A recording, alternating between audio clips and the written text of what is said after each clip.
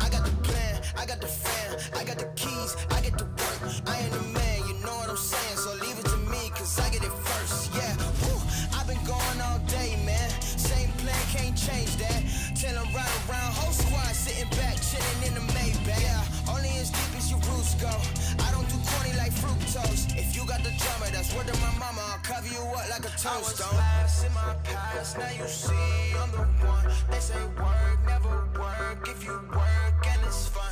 We on a winning team, on top where you find us. We can do anything, non-stop till our time's up. We on a winning team, on top where you find us. We can do anything, non-stop till our time's up. We can do, ayy, we coming up from the dirt, ayy. They trying to get us to fall, ayy. I don't even gotta flex now, boy, it's only win by the fall, ayy. Taking off with the ring, ain't nothing left, man. We the kings, ran with the team, ran with the dream, ran with the one fan in the seats. Hey, I pay my dues, check the receipt. Looking at you, you already peaked. Way back then. You can't follow with my tracks, man. I was last in my past, now you see I'm the one. They say work, never work, if you work and it's fun.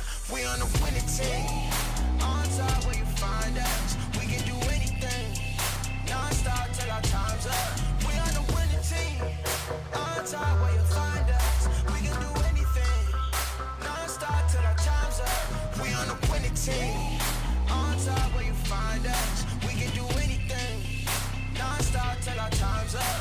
We on the winning team, on top where you find us. We can do anything, non-stop till our time's up.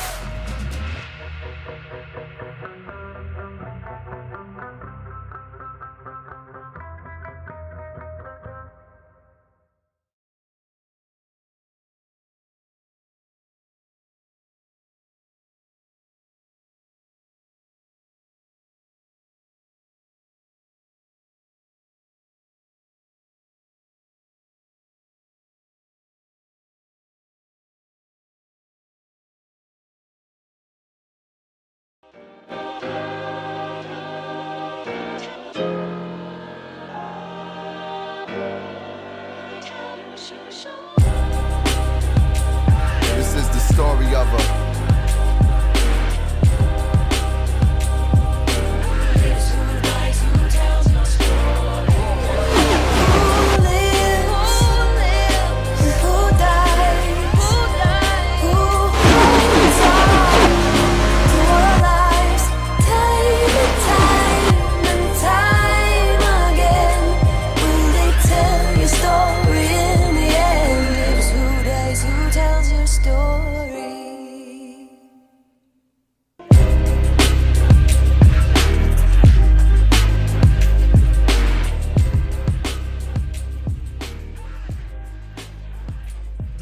races remaining post a similar yet ultra unique mission for the 7 drivers looking to fight for the end glory, where the field marches through the kingdom of super speedways to meet with the very king of them all.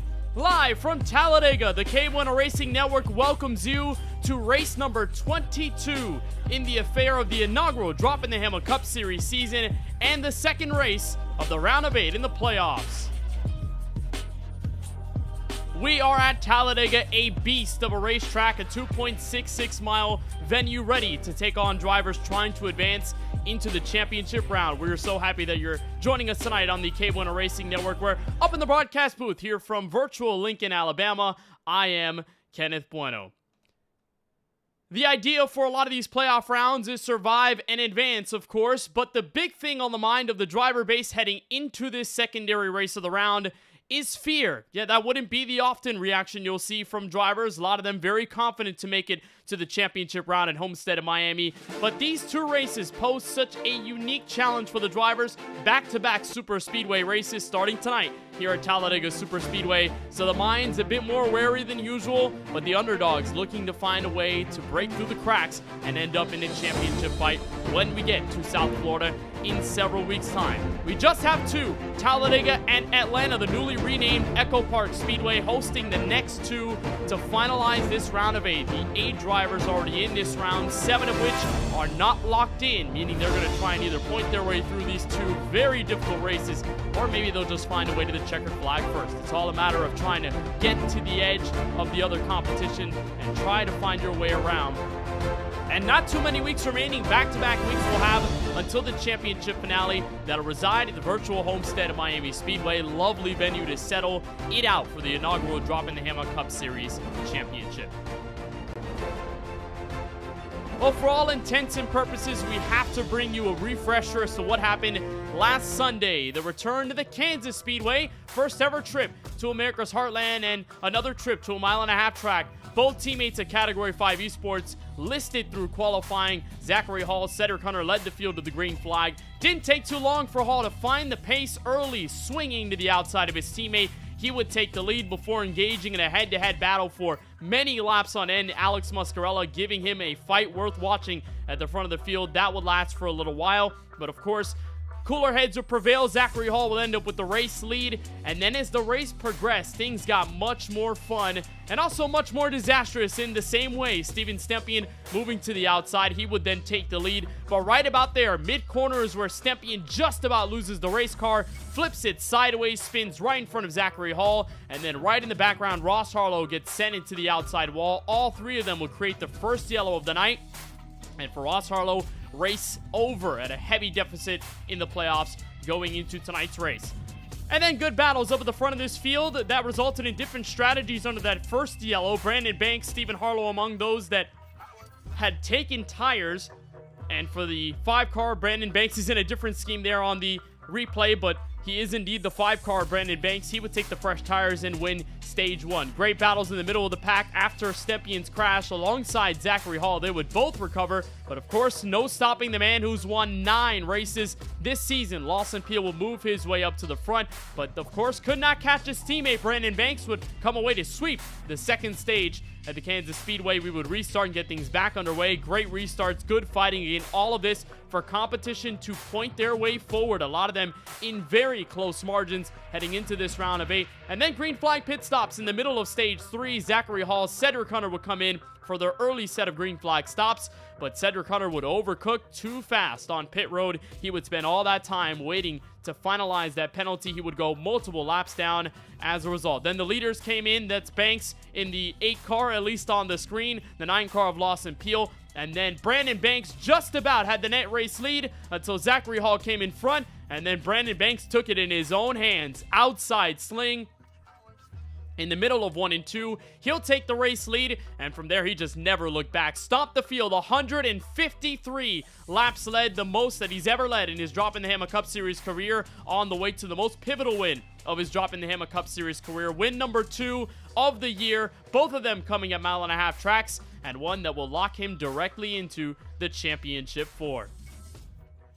So with all that settled, we end up with a stack up like this heading into the virtual Talladega Super Speedway. Brandon Banks, who was at the bottom of the table heading into that race at Kansas Speedway, he's now advanced. Just how crazy things work in a playoff system like this. His teammate Lawson Peel, who has been the best playoff driver all season long, he's still going to have a healthy gap, although it's only about 23 points, so by no means is it safe, and then it really gets fun around third on back. Zachary Hall holds on to just a 6-point advantage over the cut line. Stempian dropped a couple spots. He's down to only 2 points ahead with the Category 5 Esports teammate of Zachary Hall, Cedric Hunter, right there, 2 points back. Stephen Harlow, 4 points back, with Ross Harlow involved in that crash, getting in it early, and then, of course, disconnecting early in the Kansas race. He is a mere 21 points behind, and Warren Kyle Keith facing the largest odds of them all, -50. He can still get in, although he needs a race win here at this virtual Talladega Super Speedway.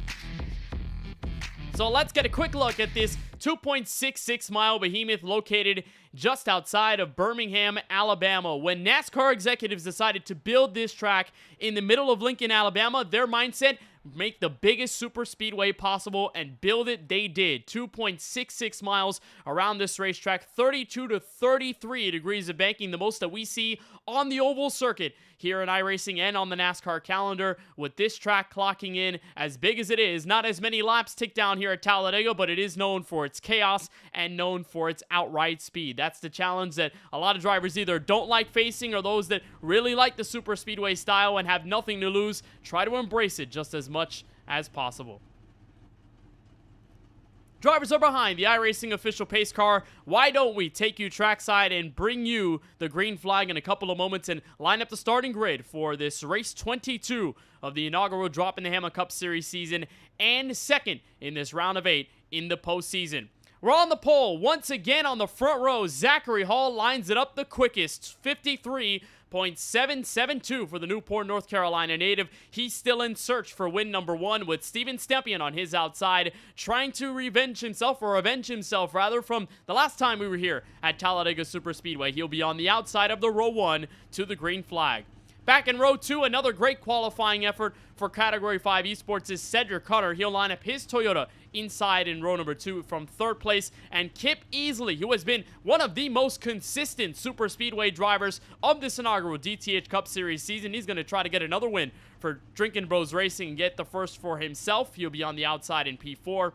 Brandon Banks knows his fate going into Homestead, Miami. He is locked into the Championship 4, but another win wouldn't certainly hurt for car number 5. He'll line up alongside Brian Johnson. First time we ever see car number 2 and Johnson's name on the screen, so a big welcome to Brian Johnson as he joins the series tonight.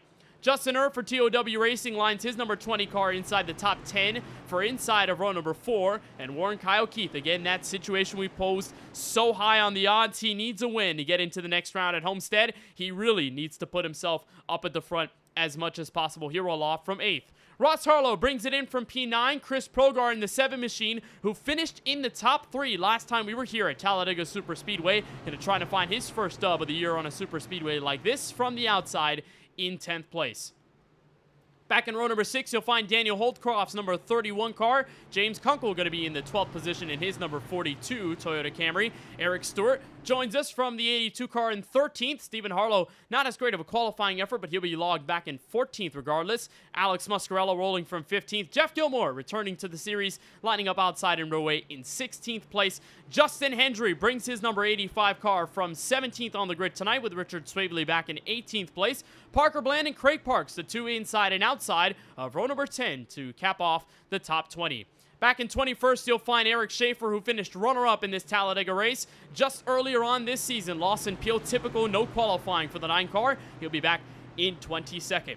23rd for Steven Maggio rejoins the series after a couple races gone. Brad Fulham in the 19 car will be in 24th place.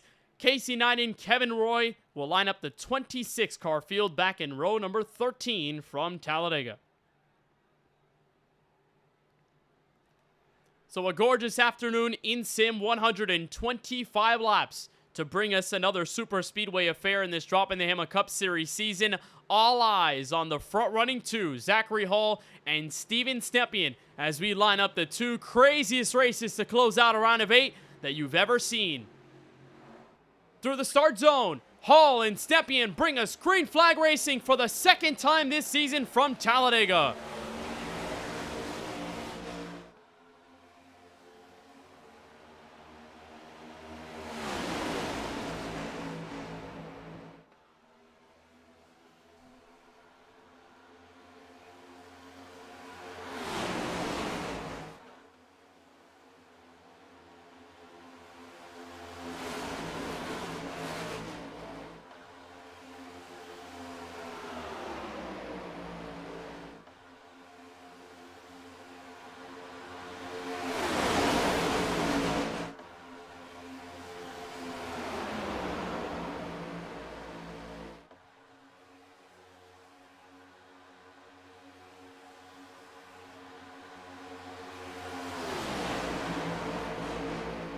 No stopping the teammates ahead. Hunter finds his way back behind his teammate Zachary Hall, and the 2 Toyotas for the second week in a row will lead the opening lap of the race, this time from Talladega Superspeedway. Outside line, building up momentum. Steven Stepien still trying to find a bit of that edge from the car right behind, but no dice for them so far. Still a couple of car lengths back as they come off to the back straightaway.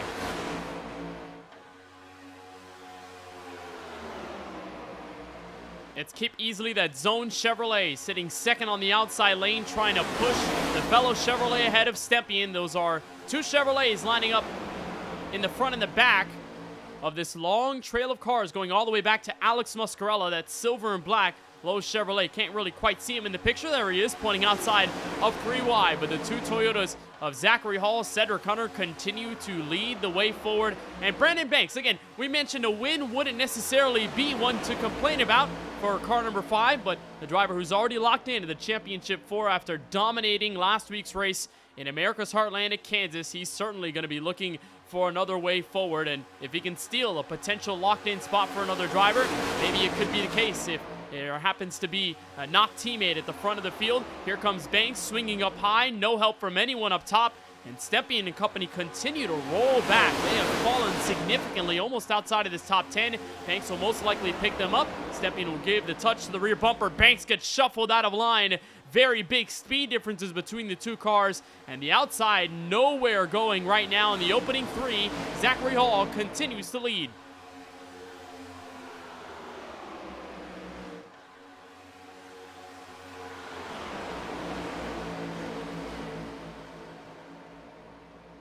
All in the effort of working together as a team here at places like this. And Echo Park Speedway next Sunday will show you no different. The level of respect, the level of teammate companionship that matters at places like Talladega to bring you a front row starting spot, particularly if you're going to be in these front running 5, or at least in the first couple of stages, to put yourself in position for stage points. And speaking of, our SK Sim Racing race analysis points us to the direction of what this stage is going to look like. And it's going to be pretty different from what we usually see at most other tracks on the schedule. 30 laps apiece for stages 1, and then stage 2 will only be about 5 laps longer. So 35 laps will go the distance for second stage, and then we'll go the 60 laps needed to make it until the end of the race at lap 125. So a tad bit of a different look. Probably will not affect the strategy all too much in the first 2 stages. We know with these 100% fuel tanks on the race cars here tonight and across the entire schedule, the drivers can make it all the way down that marker, whether it's 30 or 35. They can make it all the way to those lap distances, all going to be about, of course, that longest stage of the night at lap 125. Who can make it on fuel, who cannot, just depending on where the yellows fly and how green this race goes. So outside lane, still trying to find that momentum. This time they'll have a new leader up in front. Warren Kyle Keith will take his Toyota Camry up to the front of the field. And right behind him, Richard Swavely going to try and give him a bit more support. We know Warren Kyle Keith wants to really avenge himself from the last super speedway race that we had. It was the regular season finale at Daytona. He was chasing towards the line, trying to beat the pack in front, and he lost the race by 1/1000th of a second. But like Francisco tells me on and off, it's really more of a no margin of difference between those two cars at the start-finish line. iRacing clocked it in at 0.000 in the timing sheet, so technically it is a tie between those two cars, but the league and iRacing decided to end up the timing in favor of Lawson Peel and Warren Kyle Keith with that best finish of the season so far, runner-up at Daytona. And in a must-win scenario here tonight, we know how strong he was at the World Center of Racing earlier on this season. A chance that the Florida native can try and send it and bring himself to the front.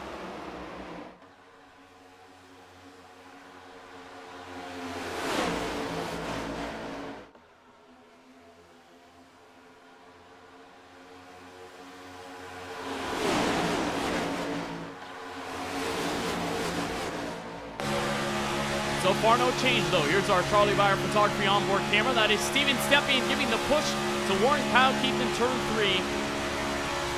And you don't get a great look at it here from this front bumper cam, this front nose cam on his Chevrolet accessory Chevrolet. But behind the wheel of the race car, you can barely see past that very tall spoiler that's at the car right in front when you're right alongside, tapping the back bumper end after end here on these straightaways. It can really blind your vision. It's very hard to see the cars on the inside, let alone anything in front of you. So got to keep that in mind. Also got to make sure that the car stays under temperature, stays cool under these heavy pressure scenarios, because it's been too long behind the back bumper of a race car. More often than not, that gauge in front for water and oil temperature will start to rise. You'll start to get it in the red. You flirt a little bit too much with disaster, and then and that's where disaster will strike. We've seen a couple times drivers blow up in the middle of large packs like this, and more often than not, causes very big trouble. Here comes Warren Kyle Keith slinging to the outside. Good boost of momentum into turn 3 by Steven Stepien, who'll get the push here off the high banking in turn 4. And for the first time tonight, we may have a lead change at the start-finish line. Keith will play the press. Zachary Hall will play the defense all the way to the start-finish line. Warren Kyle Keith gets his first lap led. First lead change back into turn 1.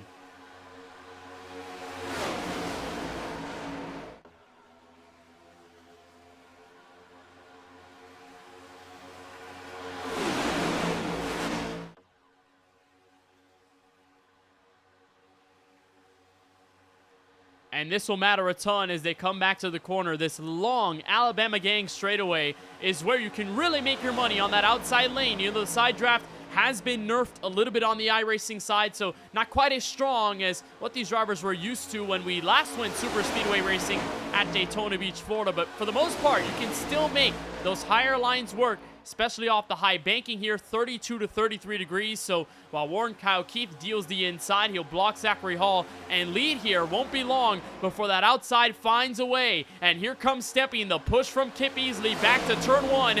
Gridlocks the front 2 spots.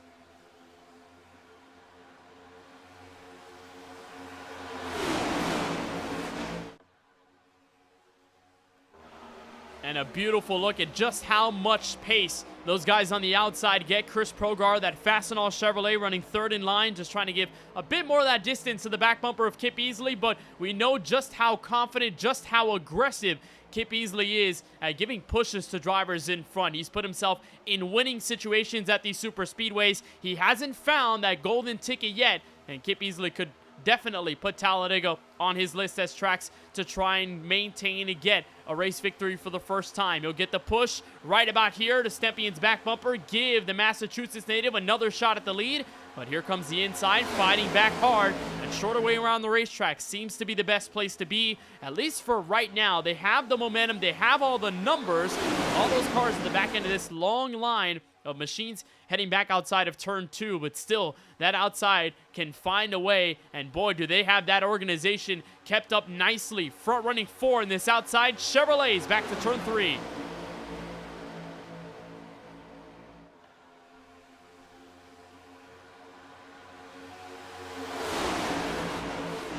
And in the midst of this, Stepien only 2 points clear of the playoff cut line going into tonight's race. Of course, we mentioned the fate for Warren Kyle Keith needing to go out and either win this race outright or pick up as many points as possible to then try and overcome that deficit heading into Echo Park Speedway next Sunday. But of course, the mindset for a driver is go out and win, win, win, no matter the circumstance.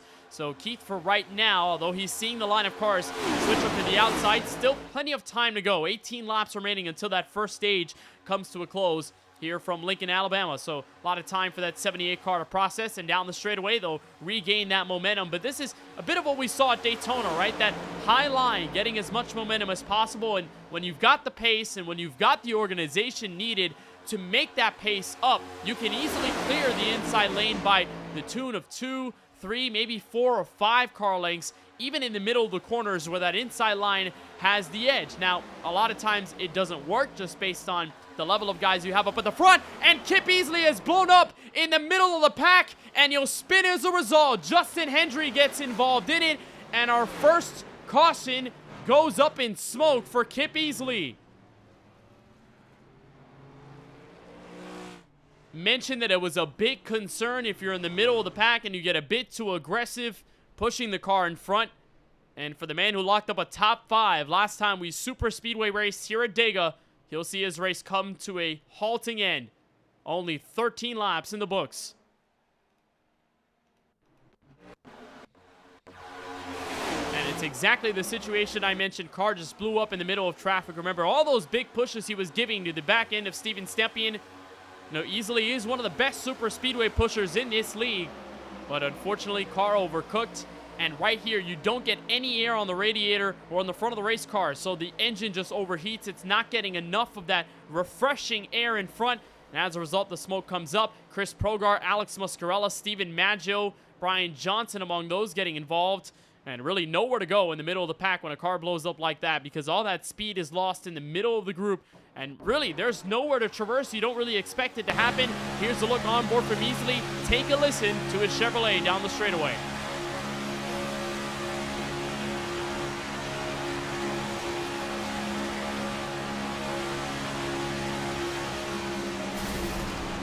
You hear it let go. By that point, he's just a passenger getting sent around. Great avoidance. That Stephen Harlow, that white, orange, and silver Project Hopner Chevrolet. Justin Hendry, unfortunately, getting a piece of that. He's going to end up with probably a brunt of the incident, apart from Kip Easley, who picked up suspension damage. And we're going to be under the yellow flag for the first time tonight, only after 13 complete green flag laps.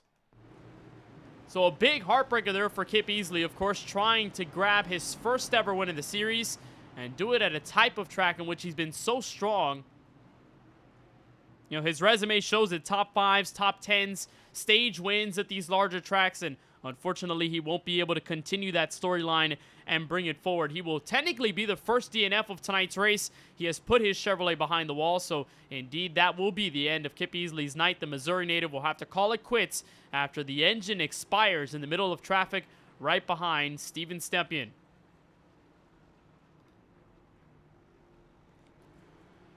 And for Chris Progar as well, just trying to stay in the middle of traffic. Had a good spot building up for him, and then when the car blows up in front and you don't really have a lot of space, there's really nowhere you can go. Look at that right front damage on the Fastenal Chevrolet. Lots of drivers hitting pit road, though. Daniel Holdcroft, James Kunkel, Parker Bland, Jeff Gilmore, Brian Johnson with damage, Craig Parks in the back, Talladega Super Speedway winner from earlier this year.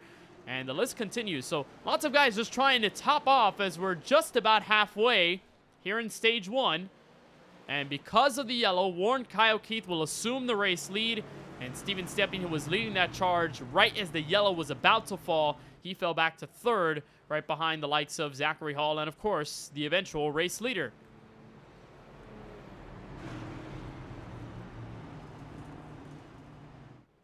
So an early yellow thrown here at Talladega Super Speedway will calm the race cars down for a quick moment. I guess a time for drivers to decide what notes they're going to be able to take as they press forward in the end of the race tonight. But for so far, lots of good racing, lots of clean racing, and nobody really pointing out to make any aggressive moves. Doesn't really seem like this is the time of the race to pull out those aggressive moves, unless you're Warren Kyle Keith perhaps. But even for the most part, his moves have been rather tame. And for the rest of the field, they've been 3 wide, maybe faint 2 or 3 wide, 4 wide maybe here and there. But for the most part, they really have not pushed the needle all too much. But that's probably a good sign if we're going to be avoiding big crashes and avoiding lots of trouble. And as we stay under the iRacing official pace car, just a little bit of time for those guys to get the pre-race jitters out of the way. So we mentioned storylines going into this secondary race of the round of 8. One big story is from this man's perspective right here. Ross Harlow, the one-time winner this season from the virtual New Hampshire Motor Speedway, he's facing a big hurdle. Apart from Warren Kyle Keith, he is 21 points below that playoff cut line going into tonight's race. That's from that crash that he suffered at Kansas. And on the left side of your screen, just a good look at the scope of what Harlow is facing right now. And it wasn't a situation caused by himself. It was a crash that was happening in front. He was attempting to slow down and veer out of the way, but then the car slammed into the outside wall.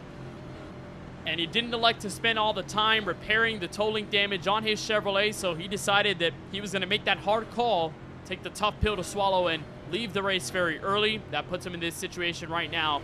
And we remember that very argy-bargy situation at Daytona in which he had been involved in multiple crashes, had been back and forth through the field, and still, even in those situations, recovered to a top 5 finish. So not something that Harlow cannot overcome, but 21 points is a decent amount. He's going to have to hope that he stays in the realm of stage points, because any one stage missed could be an opportunity that falls through the cracks, in which he's going to have to be back against the wall at the Echo Park Speedway next Sunday. And really the last thing you want to do is put your back against the wall at a track like this, particularly at Atlanta, 1.5 mile super speedway configuration, where it still kind of feels like drivers are figuring it out with this next-gen car, and with the new surface, with these new next-gen aero updates, it's going to handle much differently than it ever has on iRacing. So Ross Harlow will have to keep that in mind. But so far, good running for the 16 Till Valhalla Project Chevrolet.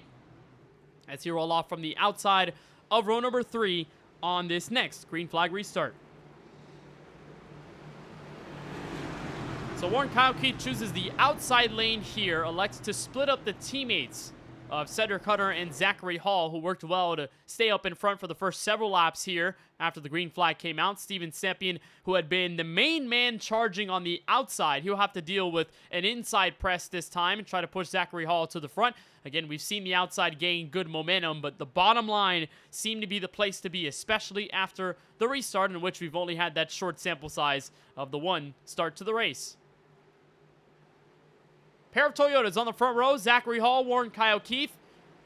And the field follows the St. Augustine, Florida native, as he'll take the field through the United Rentals restart zone for the first time tonight from Dega, lap 17.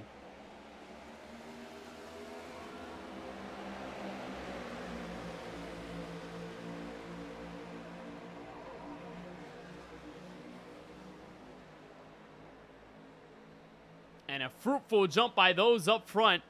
Cedric Hunter just trying to make his way down low, ends up following the tracks of Warren Kyle Keith. And there's Ross Harlow clearing away to take that control on the high side, with Lawson Peel, the 9-time winner in the season, to push behind. 3 Chevrolets press forward on the outside. Ross Harlow and Keith in the battle for the lead to turn 3.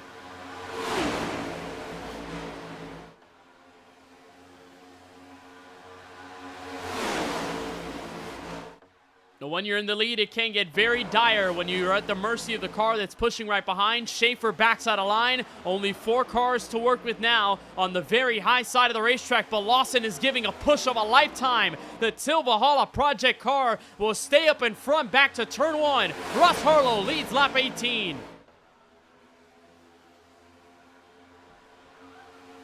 And less patronage on the outside than what we saw on the last green flag restart. Brian Johnson and Eric Schaefer are just trying to figure out where they're going to be. Johnson all solo dolo on the outside, multiple car lengths back, but that will not deny any of the hope from those running up top. Peel will push Harlow back to the lead in turn 3. Keith will try and push back to the inside, and the 2 Category 5 Esports Toyota Camrys, well, they're just hanging out right now, staying down to the inside. They've kept their place, but Ross Harlow steals the lead from Talladega to lap 19.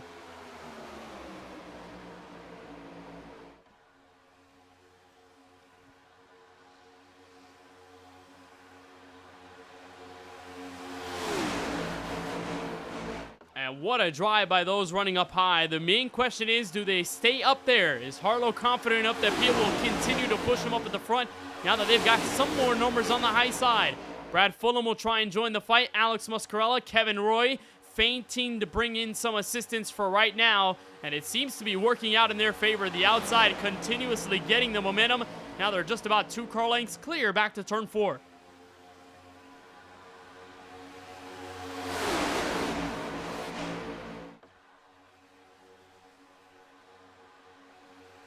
And just looking for any advantage they can get as they cross the line for what will be 10 laps to go in the stage. Again, 5 playoff bonus points are up for grabs if you're able to win a stage, and probably no one's going to want to win the stage more than these 2 at the front on the outside and inside lane. Harlow 21 points back of the cut line, and Keith a staggering 50 points out as we head into this race.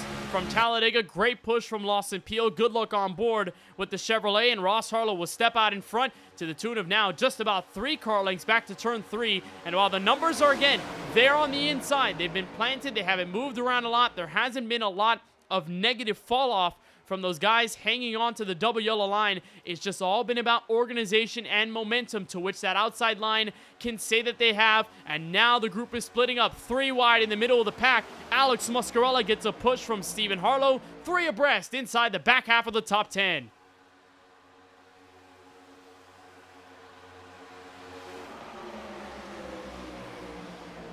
And look at how much they're starting to press forward. Droppin and Hammah as a team, 3 cars in line. James Kunkel, that Mountain Dew Toyota Camry, will try and press in the middle and try to play a bit of that defense, stay in front, and make sure they can capture as much draft as they possibly can. But things are starting to dwindle around that inside lane. No more is Zachary Hall on the back bumper of Cedric Hunter's Toyota Camry. So the third line is building up the strength, and that middle is starting to move through. Right in the middle goes Steven Stepien. What a charge in the middle. Here comes Parker Bland. Lawson Peel swings down low. Lawson Peel to the lead down the tri-oval.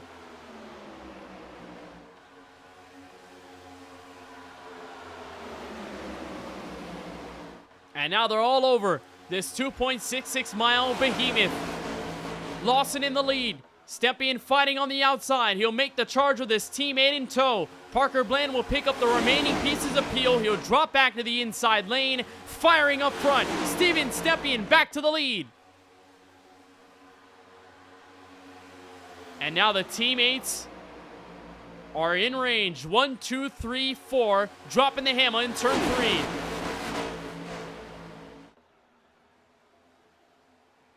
And this is exactly what Stepien likes to see, the teamwork making the dream work. All Chevrolets all the way back to where Brian Johnson is, the first Toyota on that outside groove.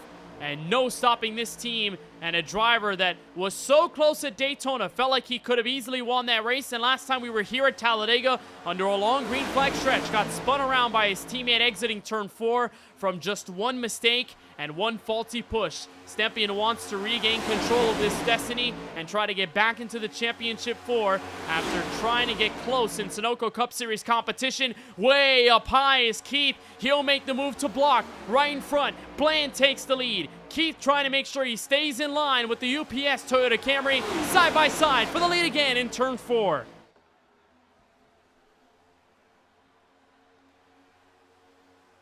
And what a race we're watching with 7 laps to go in the first stage onboard look with Daniel Holdcroft.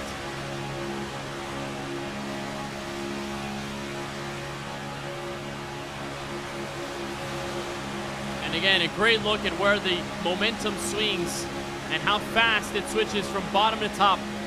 Remember, we saw just about 3 car lengths separating the outside and the inside lane at one point with Lawson Peel and company leading.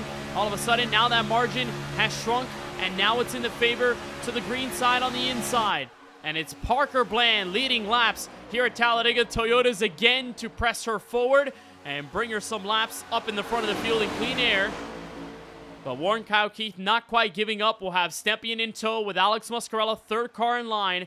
And remember, Muscarella had kind of been involved in that opening incident involving Kip Easley. He had kind of nowhere to go, picked up maybe a tad bit of damage, but wasn't enough to fully take him out.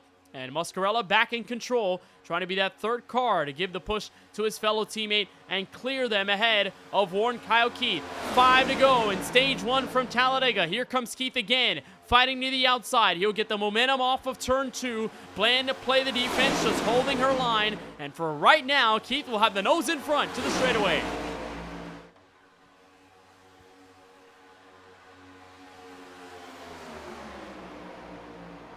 How about the story for Parker Bland? A UPS driver by day, Droppin the Hammah Cup Series driver by night. She was dealing with some internet connectivity issues earlier on in the session through practice, but put in a ton of laps. And Bland knows that super speedways are her best shot at winning. She seems very confident when going to tracks like these, and although she's seen her D-Legacy Motor Club team sort of fall apart as the season progressed, now it's really only her and James Kunkel leading the fold as Dakota Curtis made his exit and unfortunately hasn't been able to make most of the races this year.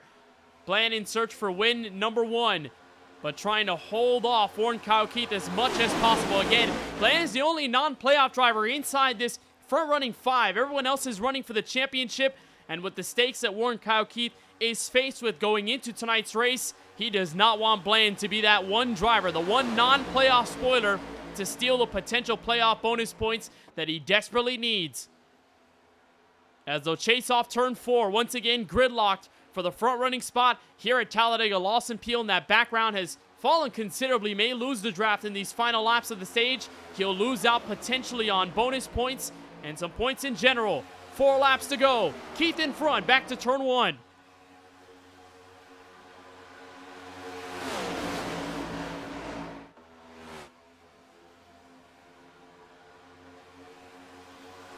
And look who's trying to make a charge to the middle. That's the 42 car James Kunkel all by himself. led a ton of laps at Daytona earlier on this season before a crash ultimately took him out in those final few laps that ended up being as hectic as they were leading until that funnel finish. But he'll back out in line, pick a lane on the inside or outside, try to find some momentum again, but really the product of the situation is no help until right now. Fellow Toyotas will try and help and give him a move up front. Brian Johnson, the rookie in his debut tonight on the Droppin the Hammah Cup Series, will be back in line. That's at the later edge of the top 10 where Richard Swavely sits. Again, 1 point given if you end up in the top 10, and if you're 10th by the time you cross the start-finish line when the stage ends. But the playoff points are what is the most concern of for the Warren Kyle Keith car. He'll lead the way to turn 1 and 2. Stempien will give him the push, and now they're starting to file themselves out 3 wide. James Kunkel splitting the difference down the straightaway. Oh, no help will put him back in the lane. And Parker Bland with the advantage. They'll come across the lap car, Chris Progar. And they'll move on through. So Parker Bland will lead him with 2 laps to go in the opening stage. And those green banner cars occupying the rest of the top 5. Again, they're running for the title. Bland will get shoved out of the way. Here comes Hunter through the middle. 3 wide for the lead. Hunter in front. Back to turn 1 as we come down to the 2 lap to go mark in stage 1.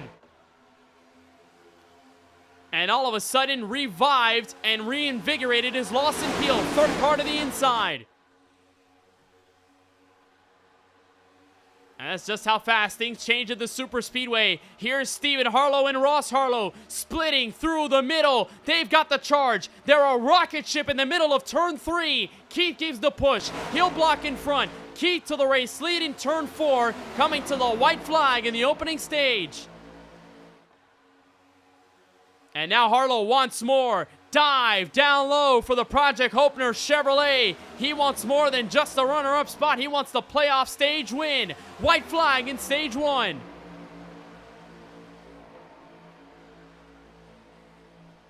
It's going to be a battle of lanes as they come down to the Alabama Gang super stretch. And all eyes on the 11 car as he leads off of turn 2, near faulty push by Hunter. Now he'll make the move with Hall in tow. The 2 Toyota Camrys make the move up high. Keith in the middle, Herb's in the wall. They'll keep it straight and stay green in turn 3. Now almost 4 wide in the back of the top 5.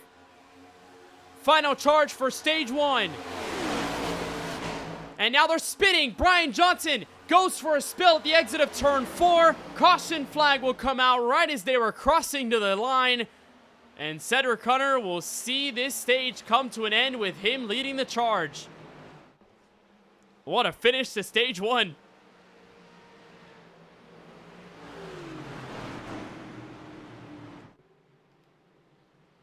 And unfortunately, it comes at the hands of Brian Johnson, the expense of the rookie.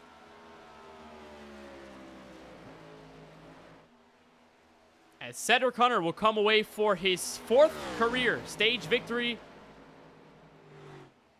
And we'll try to get a look at how that all unfolded, but the yellow comes out right as they were chasing towards the tri-oval. And it felt like Category 5 Esports, even without that yellow, they maybe would have had the 1-2 anyway. Coming down to the start-finish line, that green and white checkered flag. And the playoff bonus points will go to Cedric Hunter, well needed for the 45 car. He joined the playoff fight into Talladega after Kansas, just 2 points shy of the round of 8. Big mistake, speeding on pit road in that final stage with a very fast race car. Put him several laps down, and that's where he really had to scrap for all the points he can get from there. And it really didn't work in his favor, so he's that first driver looking out. As we come into tonight's race, this will be a huge boost in his playoff hopes to run for a championship. And he'll bring the field down pit road for the very first time after our first stage complete.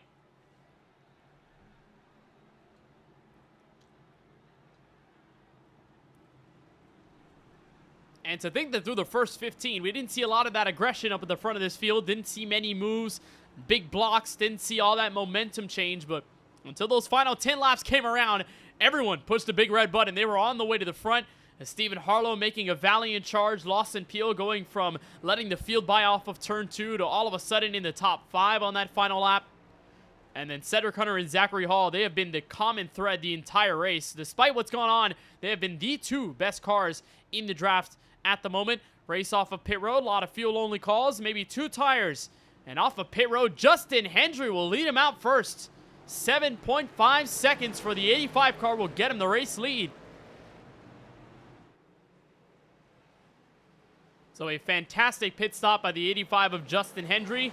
He'll recover. He'll have the lead. When we get the green flag restart, we'll get another look at how things unfolded with the 2-car Brian Johnson in his debut here in the Droppin the Hammah Cup Series, involved in that spin that brings out the yellow that brings us under rest after the first stage of the race. So middle 3 wide. That's Richard Swabley down low. Steven Stempien up top. And I think Johnson was just trying to clear himself down to the inside. Thought he maybe had enough space and speed to get down low. Daniel Holdcroft was there, though. Made that contact, and the 31 car had nowhere to go. Johnson just gets sent for the spill. Thankfully, no other pieces of damage on the 2 car.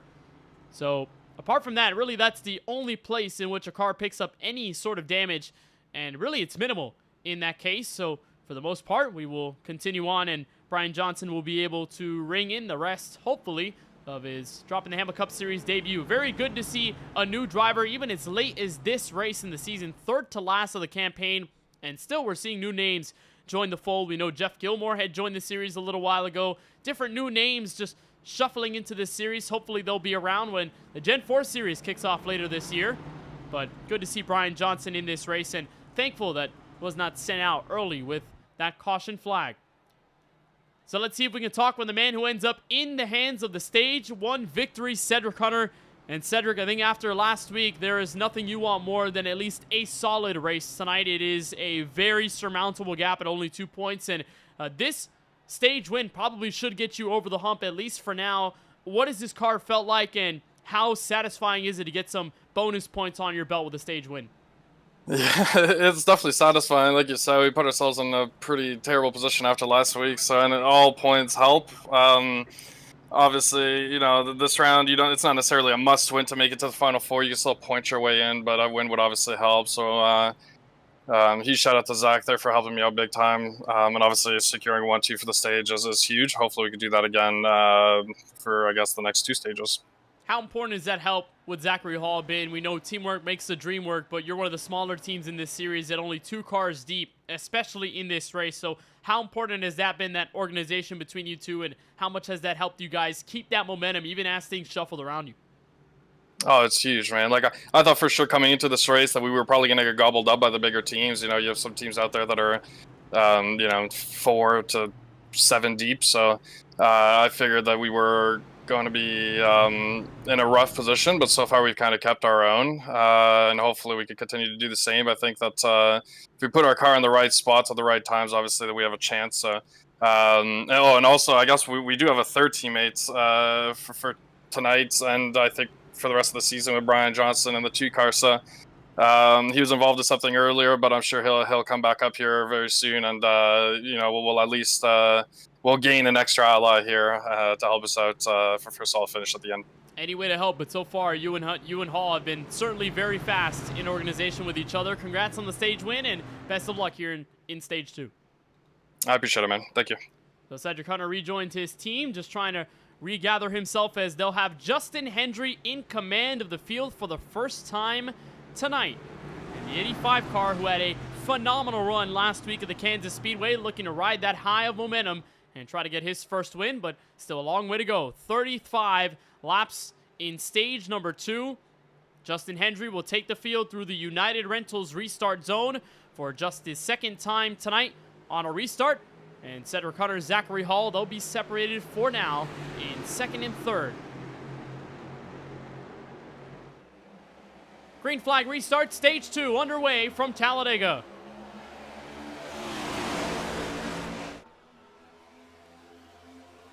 And just as predicted, the teammates will make way for each other. That bright pink Hello Kitty Chevrolet, or Toyota Camry rather, will stay in 2nd, right in front of his teammate Hall, who let him by. And the outside hope is in the hands of Lawson Peel, trying to give some sort of run for the drivers at the front. Warren Kyle Keat, that 2nd car in line. And he missed out on the playoff bonus points, but did get some points for finishing in the top 10. He'll swing to the inside, try and help Alex Muscarello. They're separating still, and Parker Bland is going to try to take Steven Stempien with her for the ride in the battle for the race lead. Justin Hendry still up front, and the inside clear by 3 or more car lengths off of turn 4.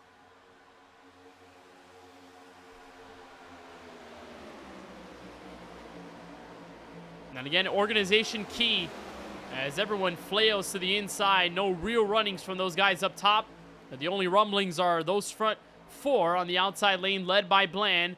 And then the other fellow Toyota Camry, some of the other guys in line. I believe Brad Fulham might be one of them. Jeff Gilmore, that secondary car in line, that Bobby Allison throwback. And yep, they'll stay in line. They'll possibly find a way to get some space to the inside. And it's all single file as they try to roll back to turn 3.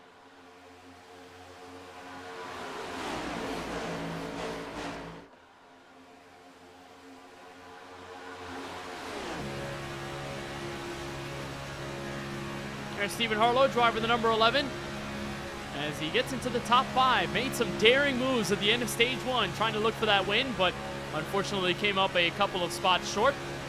And just like his brother, Stephen is facing a deficit going into these round of 8 finale races of Talladega and Echo Park Speedway next Sunday. But the good news for Harlow is that he's still single-digit points behind. I believe he's just about 6 points back of that cut line, so he still has room to breathe, still has room to make progress without too much pressure. Although again, any of these 2 races between tonight and next Sunday could give yourself a poor shot to move forward into the championship 4. You get taken out in one incident, playoff drivers in front start to gain points, they finish well, all of a sudden you could be looking at either a manageable gap to a near insurmountable one.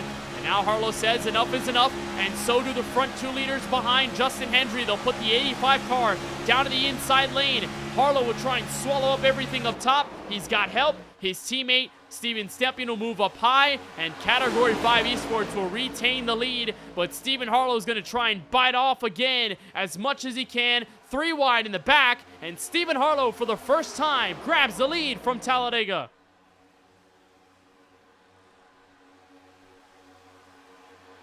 And part of the intuition of super speedway racers is knowing when the momentum is coming your way. And a lot of that seemed to work there for Stephen Harlow. As he saw his teammates give the push behind, he said, yep, this is enough to move out of line. And just like that, the 11 car, the Project Hopner Chevrolet, will take his tally at the front, lead a couple of laps here at Talladega as Warren Kyle Keith tries to get more. He'll go down low to the inside, bring James Kunkel with him, try and slam the group up front. Keith has been urging the field to press forward and be aggressive. He's been the most aggressive so far, and he'll take the lead, nose ahead, turn 1, battle for the lead, back to turn 2.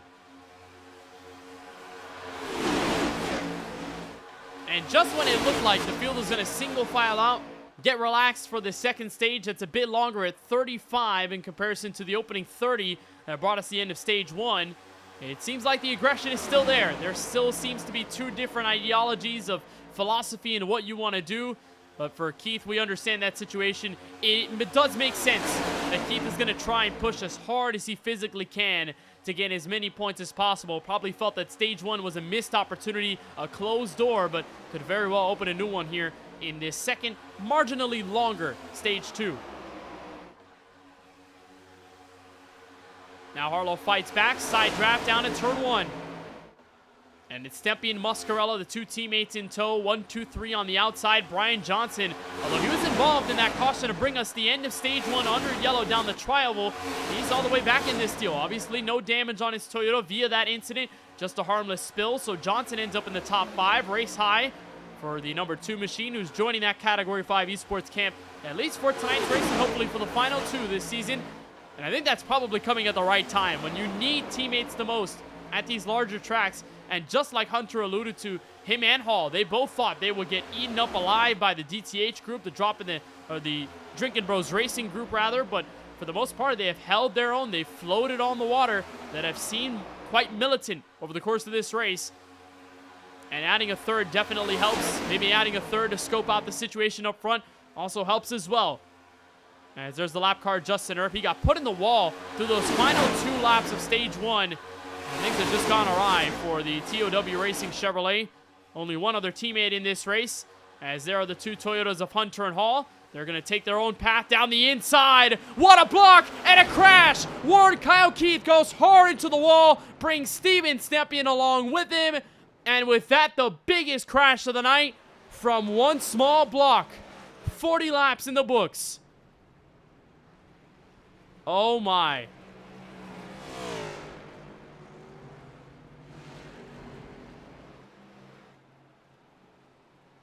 Stepien is not going to be happy about that. And calamity corner in turn 3 as Warren Kyle Keith tries to block the momentum down low and instead clears out the field. There's all of that damage to the 88 car. His race certainly over as the engine has given way. Stephen Harlow has taken his toe to pit road. His race may be over. And Stepien can't even make it to his box. He'll have to tow and bring his Chevrolet down in. It's not a long wait, but it will be an agonizingly long scenario to get back into this race. There's Stephen Harlow trying to assess the situation. Ross Harlow seems to be out of this race as well.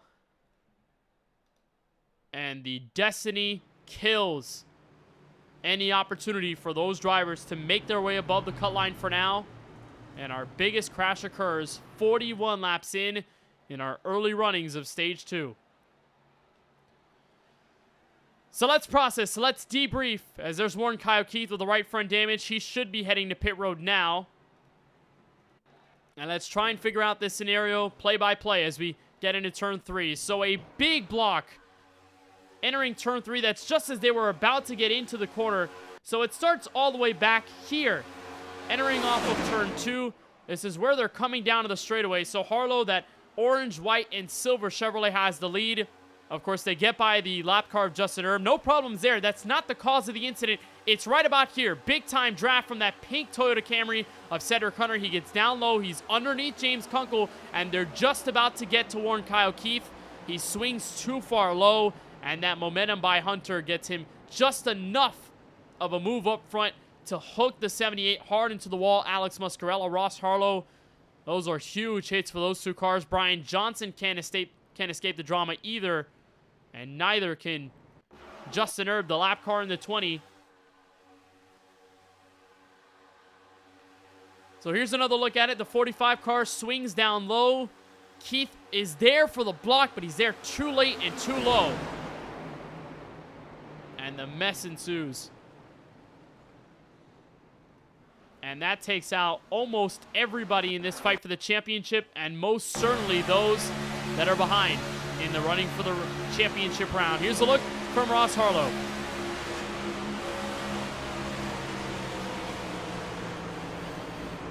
And just about makes it through until he doesn't. And he tows that car down. Steven Stepien with the hardest hit of them all. He went head on into the outside retaining wall as he was sitting second in this lane. Take a look.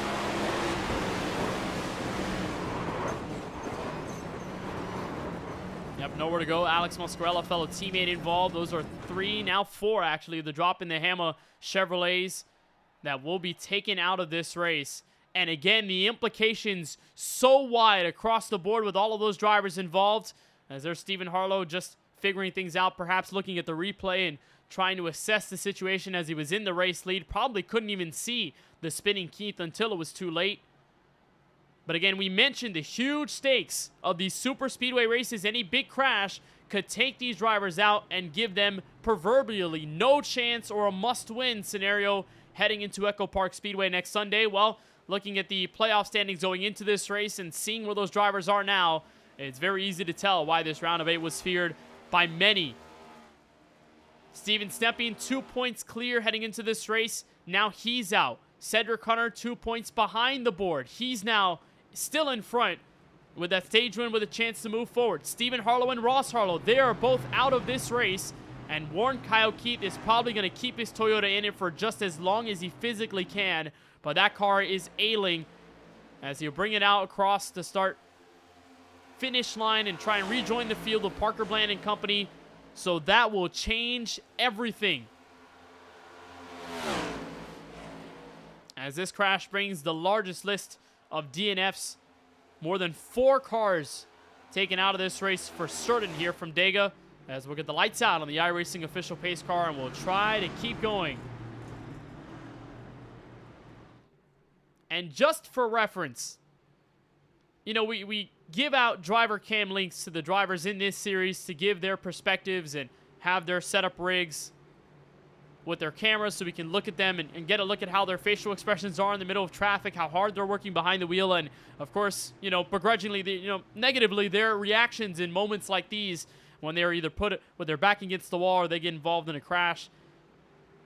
And the usual patrons to give us cameras all season long: Ross Harlow, Stephen Harlow, Steven Stepien. All three of them crashed, and out of this race they have disconnected from their cameras, and they do not want any more part of this race, as they will have to cling on to Echo Park Speedway and hope that the balance hanging there could give them just enough leverage to move forward into Homestead, Miami for the championship.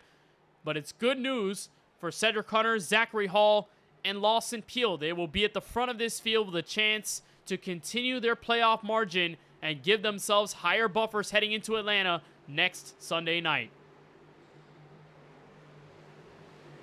Well, here we go. After the most chaotic crash of the night, we'll be under another restart. Lap 44 with Cedric Hunter and James Kunkel leading the group in turn 1.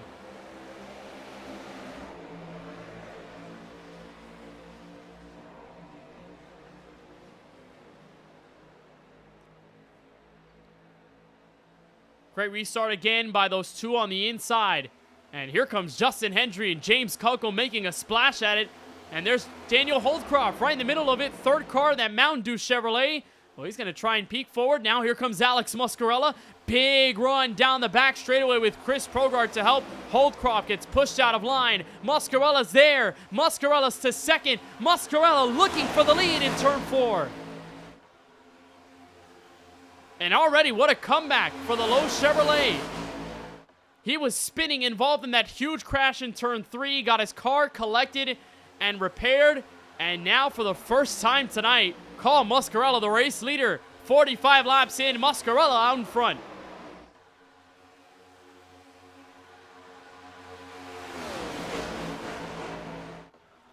And they're trying to settle things out in the back with Chris Progar, right behind him.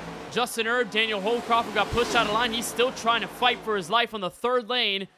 And Kevin Roy in the background, steadily in the draft. But again, with all of those cars taken out, no real moves to be made here on this inside lane. It's Muscarella, Kunkel, Hendry, Hunter, and Hall, the current running top 5. As Progar will deal the only bit of hope at anyone making a charge up top. And they'll run single file back to the start-finish line.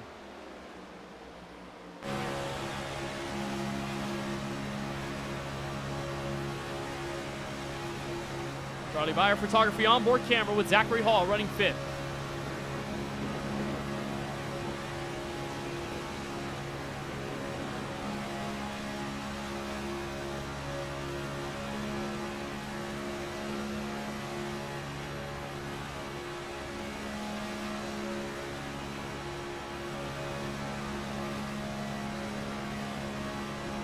For Hall, a driver who has been so consistent over this season, and even in these playoffs right now has found a way to put himself up front. You know, Darlington, a race that kind of got away from him when Lawson Peel had the best tires and the best car, handling-wise in those final few. And then as his teammate Cedric Hunter made his way by, ended up second. And then right at Kansas Speedway, where Hall had led some laps at the front and had plenty of charges behind, again, fell short to the eventual race winner, another guy from the Drinkin' Bros Racing camp, and it was Brandon Banks that time. And for Hall, the top 3 finishes have been there, but he's told us several times in the post-race interviews that it just feels tough, feels pretty bitter when you're running second place, week in and week out, and you still haven't found a way to get to victory lane yet, but still very happy that the top 3s and the top 5s are being rewarded with great points. And of course, a shot at what's going to be the ultimate goal. Even if you don't win any races this season in this format, if you're that front-running guy ahead of the other 3, when the championship race comes to an end down in South Florida in 2 weeks' time, then you'll be the champion. And no one can take that away from you, even if you haven't taken a checkered flag over the course of the season. But of course, it matters a lot in a playoff situation like this, and even more so when you have these two final round of 8 races. That's what makes Brandon Banks' win at Kansas all the more impressive. The way he was able to turn things around from a season that has been pretty solid, but hasn't been standoutish in any sense of the way. But the PaulsCars.com Chevrolet moved up in front of Kansas, never let go of the reins, and even through strategy, did not get phased, locked in as hard as he possibly could. And the Myrtle Beach, South Carolina native easily made his way to the front, made that great move to the outside in the middle of 1 and 2 on Zachary Hall for the net race lead. And from there, just never looked back. Again, before Kansas and last week's race, he had only led a high of 99 laps total going into that race. In that one Kansas event alone, he led 153 en route to his second career drop in the Hammah Cup Series victory. So winning at the right time means a ton, and I'm sure Banks is probably the most relieved of them all to have a win in that first race of the round, to which basically everyone told me in the lead up to those several weeks entering the round of 8, Kansas would be the only opportunity to control the destiny unless you really, really like super speedways, and that's a loud minority, especially in a series like this where a lot of guys really like the hard knuckle tire wear types of racetrack that really can test you on speed and discipline. So Banks will stay all the way in the back. He's running 12th right now. Lawson peeled up in front. And Banks, of course, that teammate mindset going into this race, just trying to bring the most dominant driver of the series this year into a championship 4 position, to which it's looking very likely 23 points ahead of the cut line going into this race. And so the Columbus, Mississippi native, as long as he stays alive, may not have a ton to worry about unless the likes of Cedric Hunter or Zachary Hall or Warren Kyle Keith go on and win this race outright. So you haven't been missing much of the front. Everything's single file. Muscarella, Kunkel, Hendry, Hunter, and Hall, the top 5 at the moment, 50 laps in. And we will crunch down to the final laps of stage 2 in just a little moment. 65 is the lap marker to which we'll throw that yellow flag, give out the points. And Alex Muscarella trying to charge for what will be only his second career stage victory. Got his first in the opening stage at Bristol Motor Speedway in a race that didn't really end up in his way in the battle for the win at the end of it, but such a strong car early. The aggressiveness at the front of the field last week at Kansas, where, you know, he was in that lap-to-lap battle with Zachary Hall that lasted so long we didn't really know when it was going to end, and they stayed door-to-door until Hall was able to find a way forward. And flashes of brilliance we've seen from the Matza Man throughout this inaugural DTH Cup Series season. And also as well for James Kunkel, the 42 car, led a ton of laps at Daytona and got involved in a huge crash late. Justin Hendry, who picked up a great top 10 after qualifying well at America's Heartland last Sunday. And as we move forward here in stage number 2, all eyes on the 48 car of Alex Muscarella, as this playoff race has changed dramatically. From the biggest and baddest oval super speedway of them all, Talladega Super Speedway, 52 laps in the books as we try to wrap up the second stage. Don't go anywhere. You won't miss any of the coverage as we go side by side on the KBueno Racing Network for race number 22 of the Droppin' the Hammah Cup Series.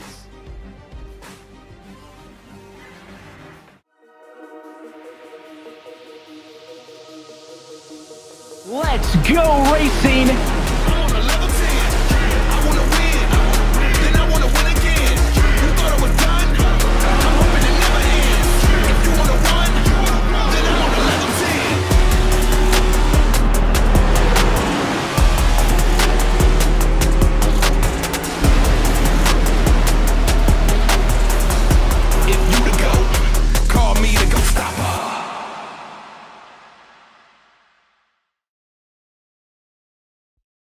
Racing isn't easy, but experiencing it is.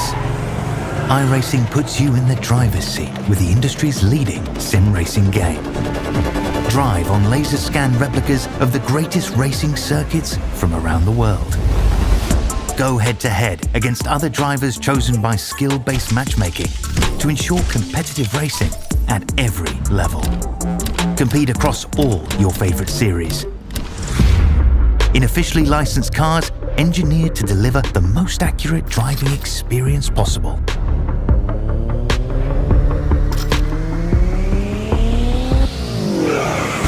Join a race or host your own with players from across the globe.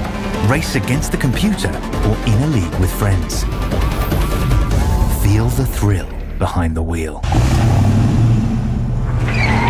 Visit iRacing.com.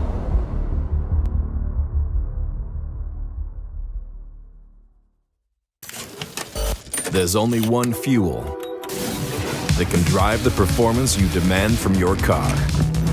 New 94 Octane, the highest octane on the market, only at Sunoco.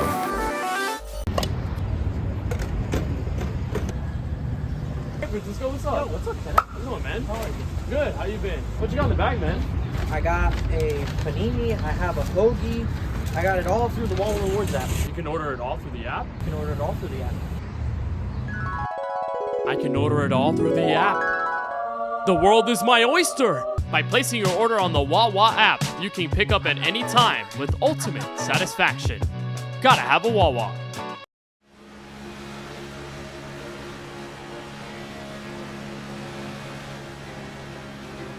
Welcome back to coverage of race number 22 in the inaugural Droppin the Hammah Cup Series season and the second race of the round of 8 in these playoffs. We're up in the broadcast booth here on the KBueno Racing Network. I am Kenneth Bueno. Thank you so much for joining us as we are 55 laps in the books with the field in the hands of the man you're riding on board with, Alex Muscarella, with James Kunkel, Justin Hendry, Cedric Hunter, and Zachary Hall, the rest of the running top 5. We haven't seen any big moves while we were under that side-by-side break. The only real thing to note is that outside lane now has a leader. Lawson Peel in the 9 car is going to try to bring some hope to those in that secondary groove. We haven't really seen that much since the caution came out with Warren Kyle Keith and company, and it's Drinkin' Bros Racing leading the way. Lawson Peel and Brandon Banks, the 2 best drivers of the round of 8 so far, are going to try and move forward slowly but surely as we get into the final few laps. We're going to lap 65 for the end of stage 2. And just a quick recap as to what happened back in stage 1 of this race. Field got very aggressive in those final few laps, and it ended up in the hands of Cedric Hunter. As Justin Erb hit the outside wall down the back straightaway, the field slowed down a little bit, but the main cause for caution right as the field was coming to the white and green checkered flag was Brian Johnson, the 2 car in his debut, going around for a spill after making contact with Daniel Holdcroft, and that would eventually bring out the yellow. So Cedric Hunter ended up with another stage victory added to his career. And now Alex Muscarella is just looking for his second stage victory of the season. But Lawson Peel and company are starting to make their way forward. They're inching their way ahead into the top 5. Nose ahead right in front of Cedric Hunter. So little by little, the Drinkin' Bros Racing Chevrolets are putting their names in the hat in these final laps. There's Justin Hendry down the inside, trying to side draft as much as possible. But the Chevrolets on the top are going to make a run worth fighting for Alex Muscarella for the lead in turn 1.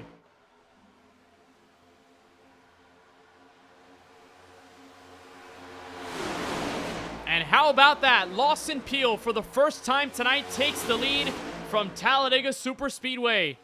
And he's got his teammate to bring him forward. Peel will slice down to the bottom. Block in front of Muscarella.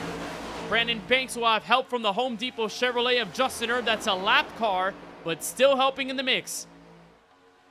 And as we'll come down to 7 laps to go in the stage, DBR is trying to ensure that they will have as many points as possible between themselves and the cut line, or at least Lawson Peel will have as many points as possible.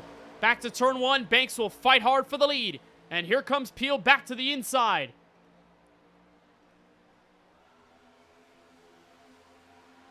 And this is where, as a team, you can make your money. You can start to push everybody back and give them some lost hope by running both lanes continuously, trying to pace the rhythm on either side and make sure that there aren't drivers trying to push forward and make any huge runs. We haven't seen that much from the teammates so far this evening. Either they've been working in a single file train altogether, or they just have been separated. It hasn't been any in between. So the first time that we're seeing a team use this strategy, trying to control both lanes properly. Good push by Justin Erb down the tri-oval. Gives Brandon Banks the nose in front. He'll lead one here at Talladega, coming down to the final 5 in stage 2.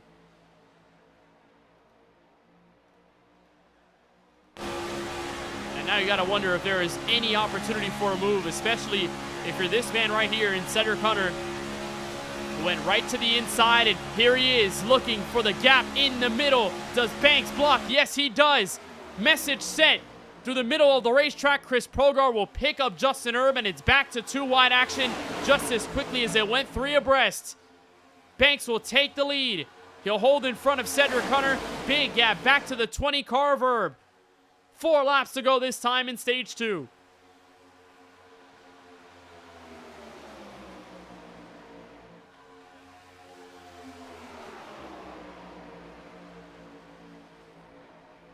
And now where does the field go? They'll go up high. Banks slices in front of his teammate. And it leaves Cedric Hunter with an opportunity to swing forward and sweep the stages here from the Super Speedway. But he doesn't have the help.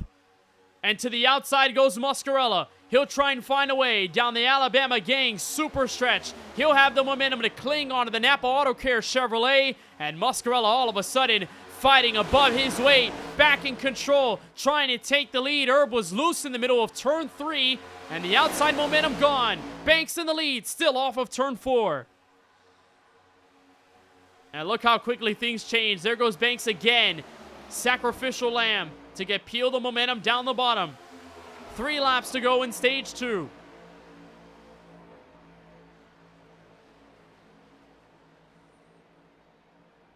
And again, back in stage 1, the phenomenon really started inside the final 10 of the stage. It seems like here, maybe inside the final 5.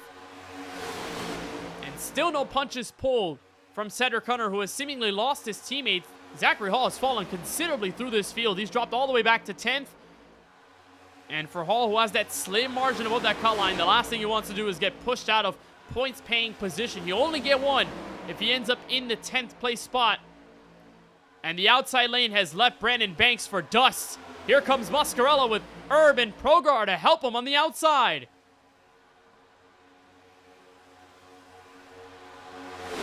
All about swinging in the balance and making sure you have that air on your side. Muscarella gets back down to the inside. He'll take the lead once again. And now the spinning car in front. Chris Progar spills in front of the field. He'll catch Eric Stewart to the outside wall. Yellow flag out. 2 laps before the stage is complete. Oh boy.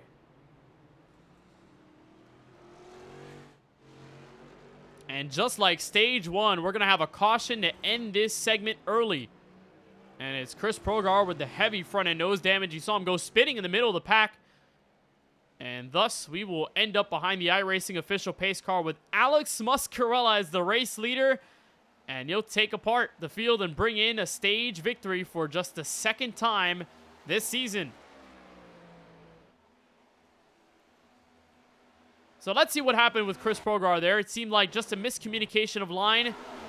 And it's Brian Johnson that's running right behind him. So Progar is that white and blue Chevrolet running 3rd on the outside. Of course, working well with his teammate.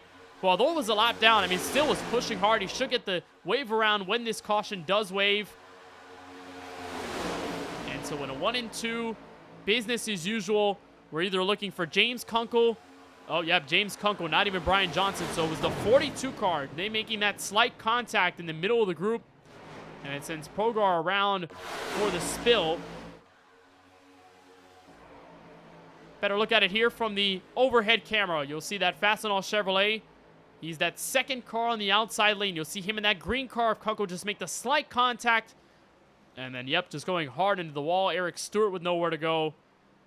And the Wisconsin native will see some more damage on his Chevrolet. Trying to capture his first win of the season. And he's already 5 laps down. So he most likely will not get the wave around. And with the rule from iRacing that you cannot be involved in a caution to get your wave around, that means Justin Erb will be the only car coming around to pick up 1 lap back. He won't be on the lead lap, but he will be 1 lap down, needing another caution flag. So field on pit road, led by Alexander Muscarella, after a phenomenal stage 2 effort, brings the 48 car to the head of the field. And first stage win since Bristol for the Lowe's Cobalt Chevrolet. And now all in the balance of waiting to see who makes what decision down pit road. We saw Justin Hendry have about a 7.5 second stop. It got him out in front. And this time more wholesale service. Seems like 4 fresh tires and fuel. Photo finish as they're coming to the line. But Muscarella will have the spot indeed. Timing will be in favor of the 48 car. And we'll pick up the pace car with Muscarella in control. Hunter, Peel, Hall, and Hendry. Top 5 at the moment. So why don't we bring in the number 48 car of Alex Muscarella after his second stage victory of the season. Comes here at the Super Speedway. Alex, you got a copy? Yeah, I got you guys. All right, Alex. Well, a great running stage 2 here. You were able to take the lead, step out in front, and the caution comes out at the perfect time, but it seemed like you were most likely going to get the stage anyway. After being involved in that huge crash in turn 3, is it kind of jarring to you a little bit how quickly things change from getting damage repair on the car to all of a sudden having a clean race car that's all of a sudden competitive at the front and now getting the points with a stage win? I went from 14s to the lead on the first lap. And the whole time, I'm just literally just yelling, huh, in my voice chat, because I don't know how the car is doing it. I don't know if just the middle is that strong on a restart or like what happened, but it was shot out of a cannon. No idea how, why, it just did.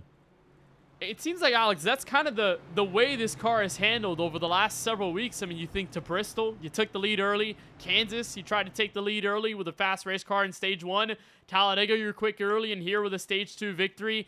Is it seemingly that the tracks have come by at the right time at the end of this season, or is it just now maybe some more confidence here, maybe some more of that aggression since you've got nothing to lose? I mean, Bristol's always been one of my best tracks. And Kansas, I was trying to play a strategy game for the teammates. I knew if I went up and ran hard early that I was going to make everyone else use up their stuff a bit.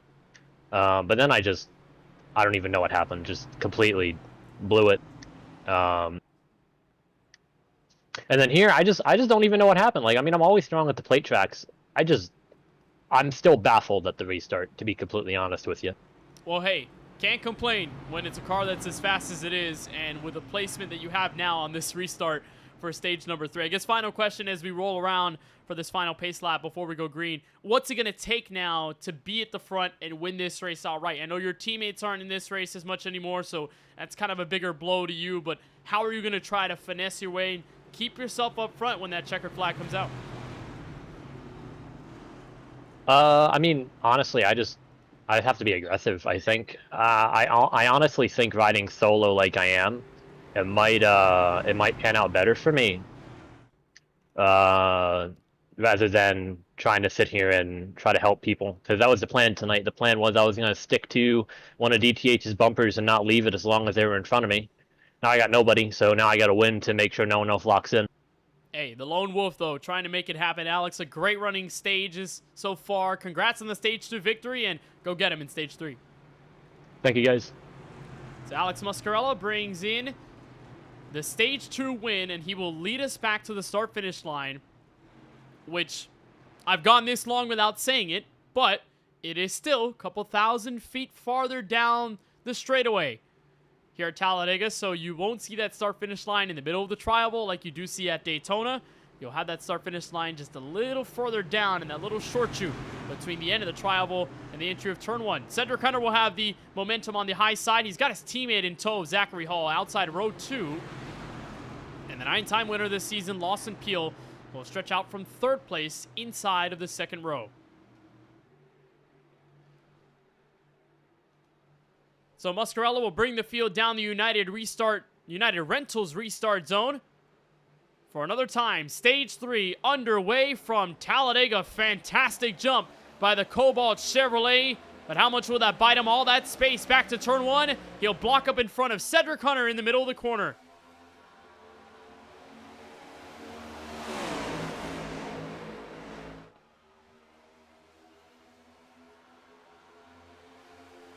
Muscarella goes back down to defend on Peel. Car in the outside wall. That's Eric Stewart. Will stay green. Look at the move by Cedric Hunter right through the cracks. Cedric Hunter to the race lead down the super stretch. Unbelievable pass. He had help from Zachary Hall, and Parker Bland shoots to 3rd place.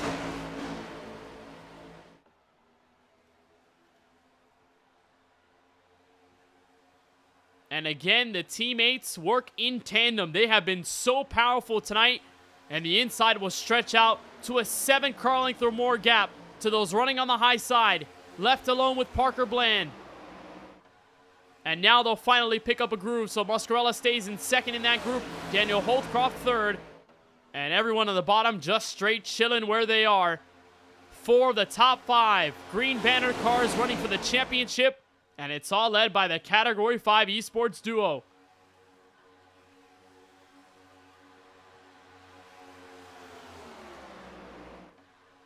And now Kevin Roy wants a shot at it. Car number 77. He'll sling up top. James Kunkel will join. And we haven't called the rookie Kevin Roy's name all too much in this race. But he's been hanging back. He stayed out of trouble. And the gray M&M's car, a throwback to the old days of NASCAR. Kevin Roy trying to point his way to the front inside the top 6. He'll get a bit of help by James Kunkel entering turn 1. But again, the organization and the momentum not quite there yet. For those running on the high side, they'll have to wait just a little bit longer. And up in P6 is where you'll find the man who lifted the trophy last time we were here at the virtual Talladega Superspeedway. Craig Parks, as quiet as ever with his Drinkin' Bros Racing teammates in the opening 2 stages. But the Tide Chevrolet, who made the playoffs via that win and got eliminated inside the round of 12. Pushed as far as he could before that elimination got him. But he can try and strike lightning twice here in Lincoln, Alabama with his 2nd career dub at a Superspeedway. And so far, so good for car number 17 as he'll watch Kevin Roy plant his car on the outside lane. Warren Kyle Keith all the way at the back, trying to join him to turn 1.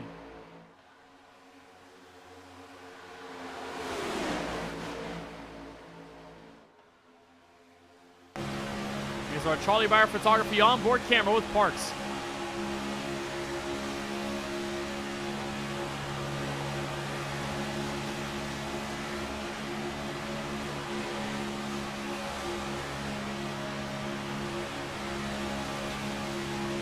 Now Kevin Roy is starting to mount the pressure on the leading 4 cars, just getting to the quarter panel of Justin Hendry, and now nearly finding his way to the Napa Auto Care Chevrolet, but Hendry says, hold on, I want a piece of the pie too. Hendry goes up top, splits the difference, loses the momentum from the high side, and Cedric Hunter will continue to lead. No more pressure now. They're nearly 3 wide, back to turn 1.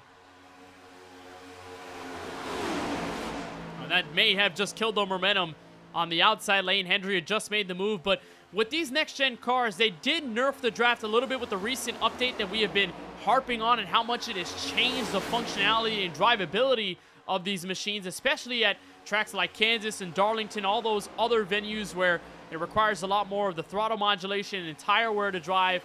Here at the Superspeedways, you don't really count that in, but when the aero effects and drafting model was changed, that means things altered here at the Superspeedways too. That means the type of draft that you get isn't really as heavy behind the wheel of a race car, behind another machine in front, like we saw from earlier in the Superspeedway races at Daytona, here at Dega, and then our return to Daytona in the regular season finale. So you'll see that speed difference be a little lessened overall instead of as drastic as we used to see it in the months past, but it still is there. When you swing out a line and you don't have help, the air won't help you. The draft from behind all of a sudden will get to the back bumper.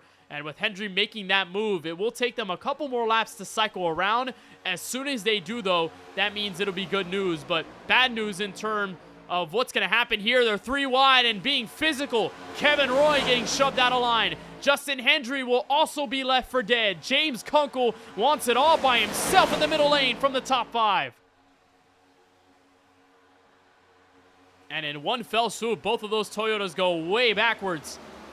And the Amp Energy Mountain Dew Toyota trying to get back to the front with Alex Muscarella, Parker Bland, Justin Erb, and Warren Kyle Keith to give them assistance in turns 1 and 2. And this time, they have a lot more pace on their hands. Here comes Kunkel to 2nd place, finding his way to the top running car in Cedric Hunter. He's got the shove from behind by the leading machine. And Alex Muscarella is waiting to give the push. There they are. Kunkel to the lead in turn 3.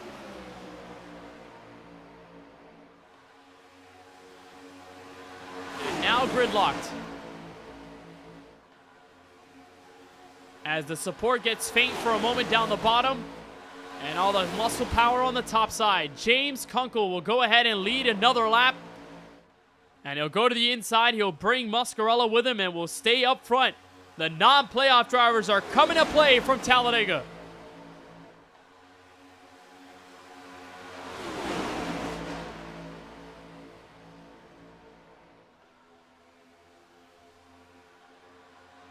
Well, now Parker Bland may have a statement to make from the outside lane. She did lead a couple of laps earlier on tonight, but hasn't been able to get to the front since. Spearheaded her way through the middle, and now that bright UPS gold and dark brown Toyota Camry will try and make a move with the front with the lap car of Justin Erb. He has played such a big role in the way this race has transpired, particularly in this last stage or two, to which Erb got his lap back during one of our last yellow flags of the race, and he is one lap down. So he needs a yellow to be the lucky dog candidate.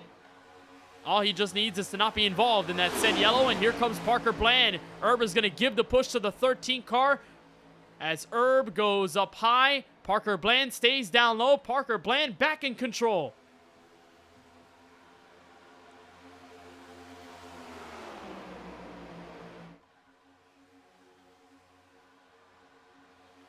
Think of all those laps led by Kunkel at Daytona, 11 total, but 11 laps when it really mattered. And while the field was getting very feisty at the front, just like they are right now, the help will go away from the back end of the 13 car. Muscarella, the stage 2 winner, will make the surge back up in front with a familiar face to help. And how about the third car in line, Warren Kyle Keith.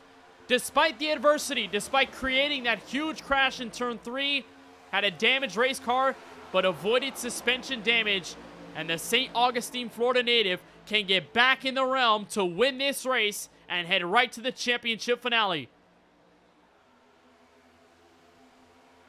He's been as low as 17th tonight as a result from the crash, and now back inside the top 3 with a chance to rumble at it for the top spot. And he won't work with Justin Erb down the straightaway. Will Alex Muscarella file in the late block? He won't. Muscarella stays up high. Keith fires down low. Warren Kyle Keith in a stampede back to the front. Inside, 50 to go. And what a move that is to hold on to the front. He missed out on playoff bonus points as he saw Cedric Hunter and Alex Muscarella take both stages. But now he's looking for the biggest prize, that checkered flag, to make his advancement into the championship finale at Homestead, Miami. He's got Alex Muscarella fighting hard on the outside. Only that one other machine, the Home Depot Chevrolet of Justin Erb, to help. But all those numbers on the inside will make this work for now for the 78 machine as Bland, Kunkel, Hunter, and Hall file out the top 5 on the inside lane.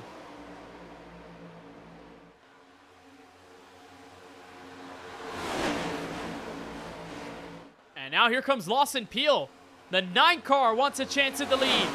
Justin Hendry will give the push. 3 wide for the lead. Now back to 2 abreast. Alex Muscarella down the bottom side. Keith will get flanked on the middle, and he'll get flushed in the middle of the group. Lawson Peel leads him back to the stripe.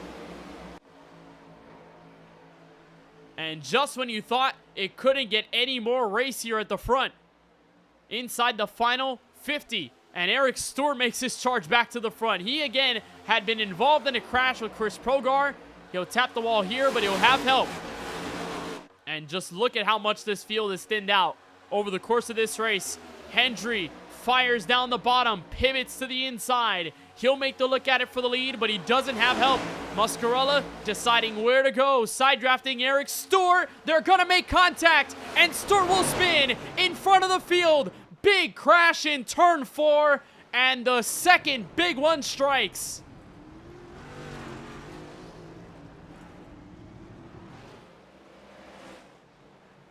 And this one may be the race over for Warren Kyle Keith.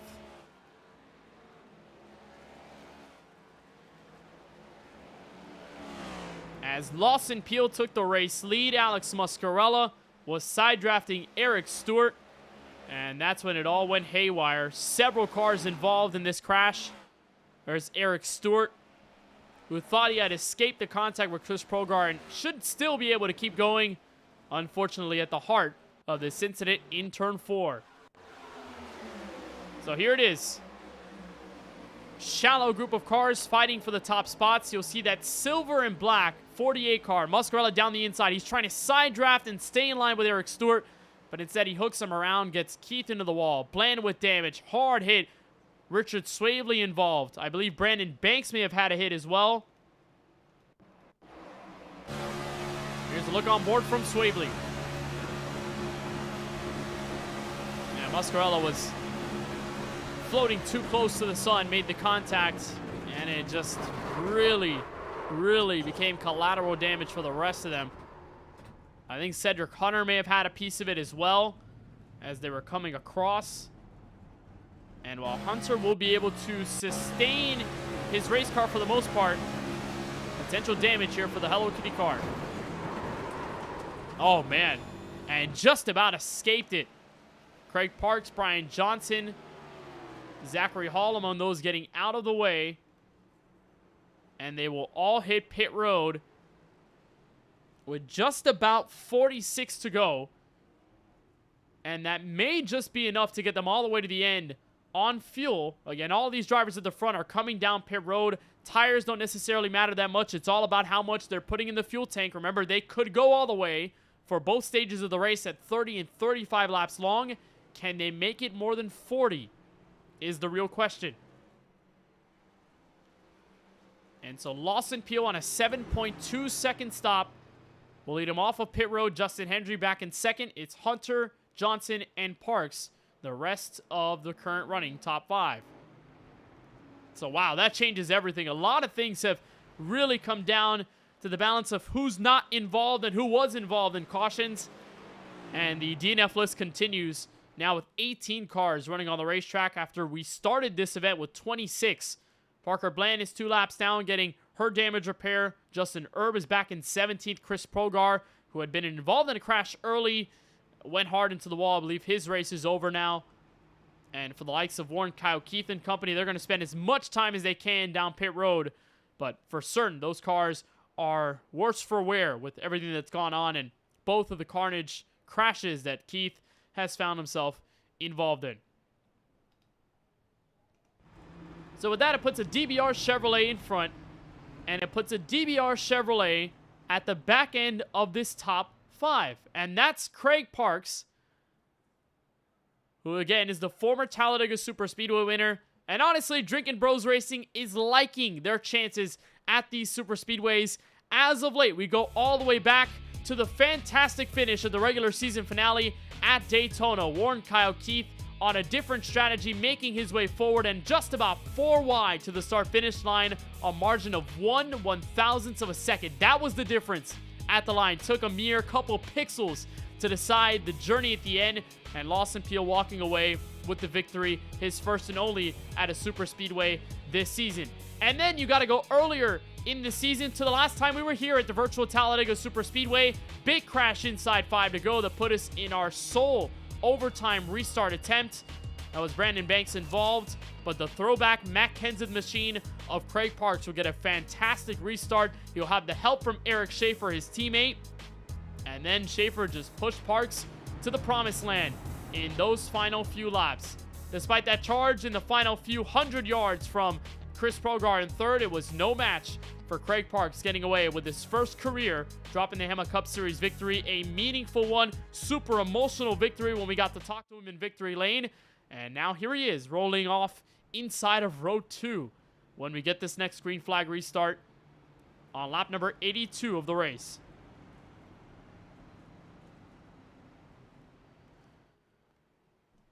Three Drinkin' Bros Racing Chevrolets occupy the top 5 right now. The only 2 that are not a part of that team, Justin Hendry and Kevin Roy. So with all of that attrition we've seen so far tonight, it really has thinned the field out.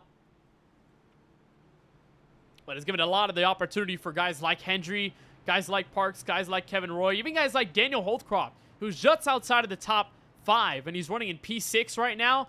Chance to still come away with a victory with not as many cars in the fold. The only real problem is that if you need help, you're going to have to hope that people go with you, because if not, you're going to get swallowed up, and it may be just a bit harder to make moves with help behind you, because there are going to be less cars to use, less cars to be in lanes, and thus maybe some more confidence in one more lane than the other. And with all the carnage we've seen tonight, perhaps a migration to the very bottom and just trying to log laps until the end. It'll be 44 laps to go when we cross the start-finish line next. It's single file from Eric Schaefer on back as they come around the tri-oval, and Lawson Peel will lead the field to the United Rentals restart zone once more to lap 82 with Justin Hendry to react on the outside lane. Green flag waves again from Talladega. Wonderful push from Craig Parks to his teammate Peel back to turn 1.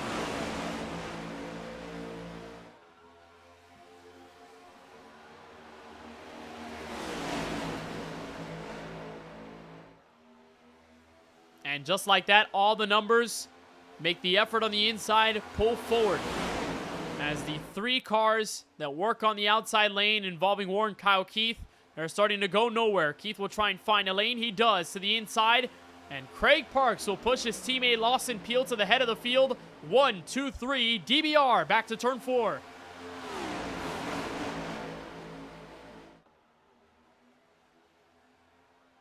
And you gotta wonder what the mentality is for these 2 Drinkin' Bros Racing cars. One of them already advanced, but understanding that if Lawson goes away and wins this race, no worries heading into Echo Park Speedway next Sunday. And a shot at the title for the most dominant driver of the year. And as Cedric Hunter and Zachary Hall have sort of fallen back. Hall, remember, restarted at the back end of this group, was a part of that last row that was double file before it went single. And his teammate Cedric Hunter just rolling on his inside now. Those 2 fighting for position inside the top 7. So a possible way for those 2 to get together. And they do to the inside with that double yellow line. Hall will find a way in front. Hunter gave him the space.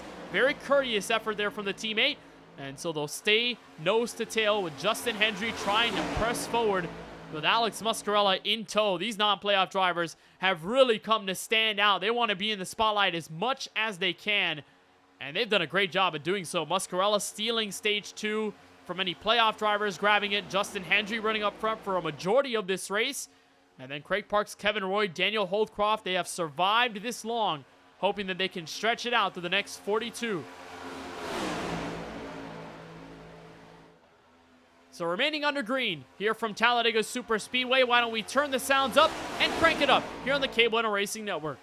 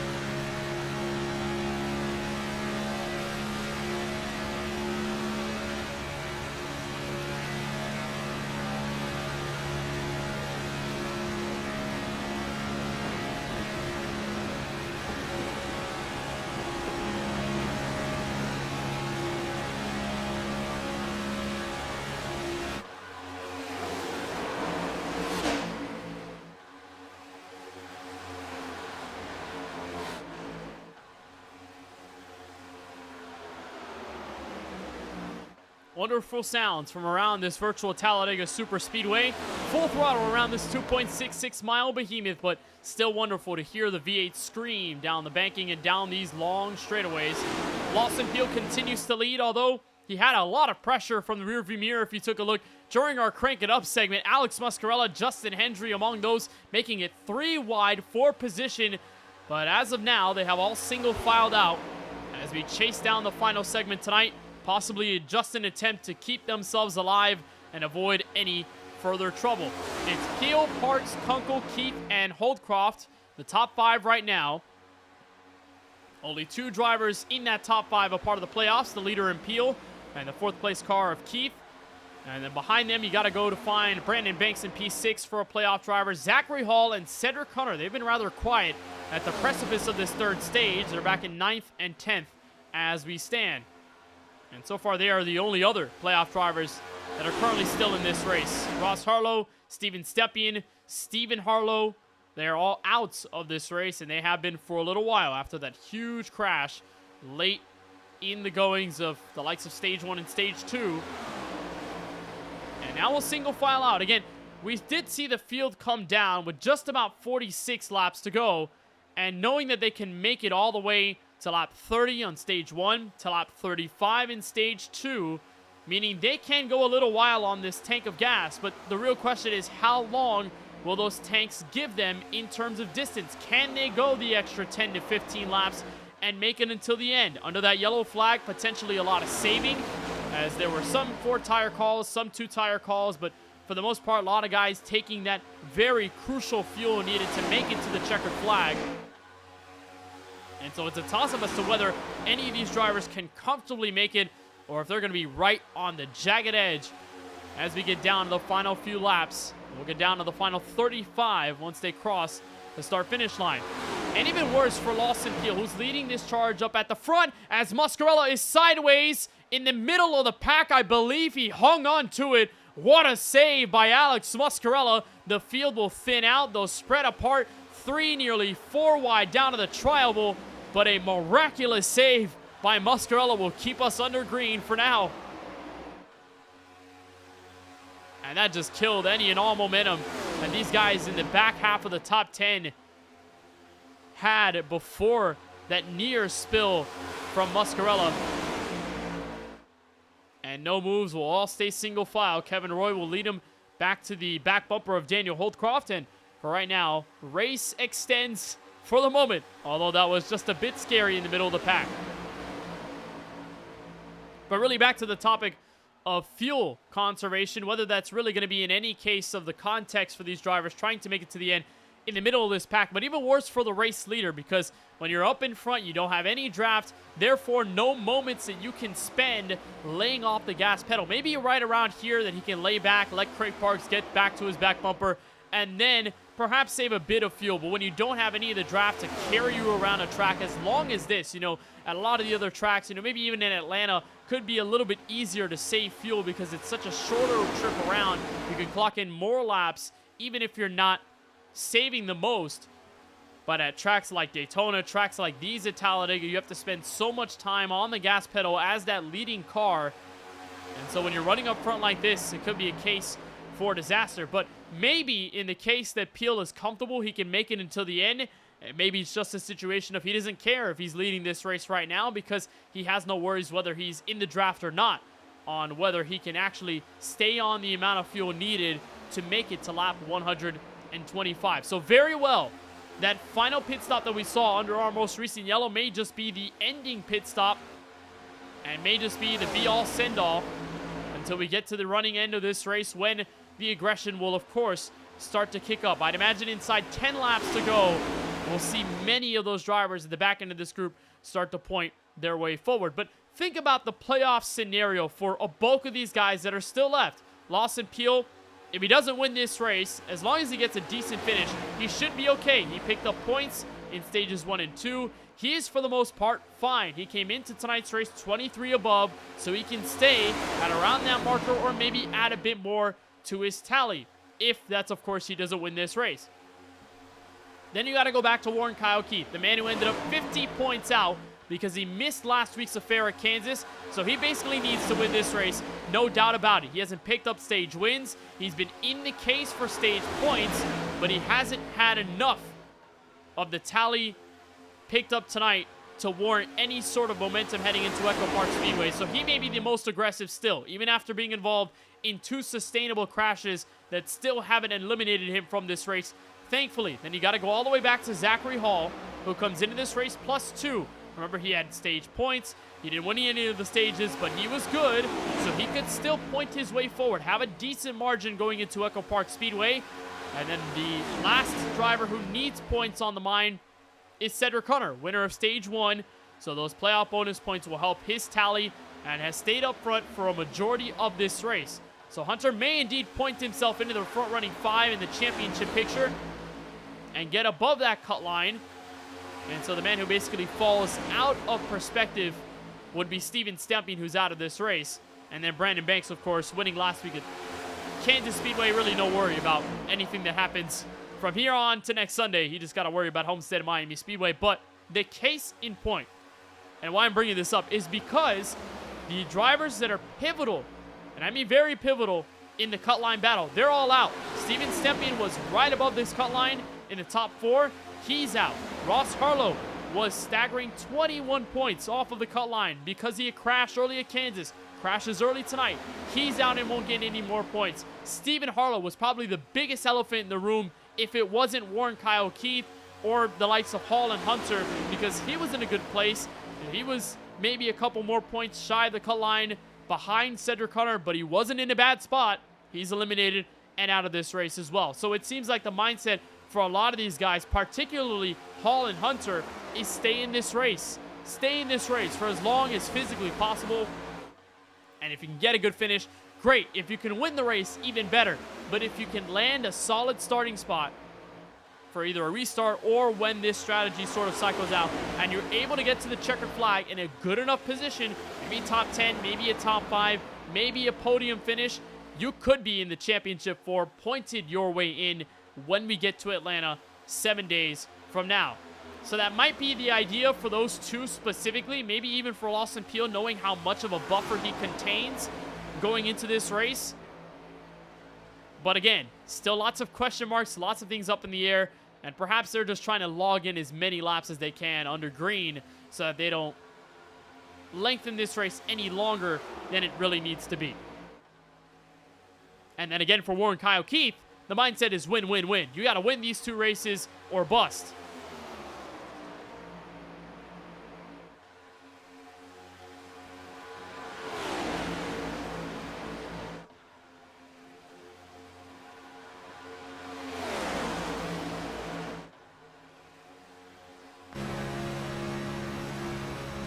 So ready to look on board with our Charlie Bauer Photography onboard camera.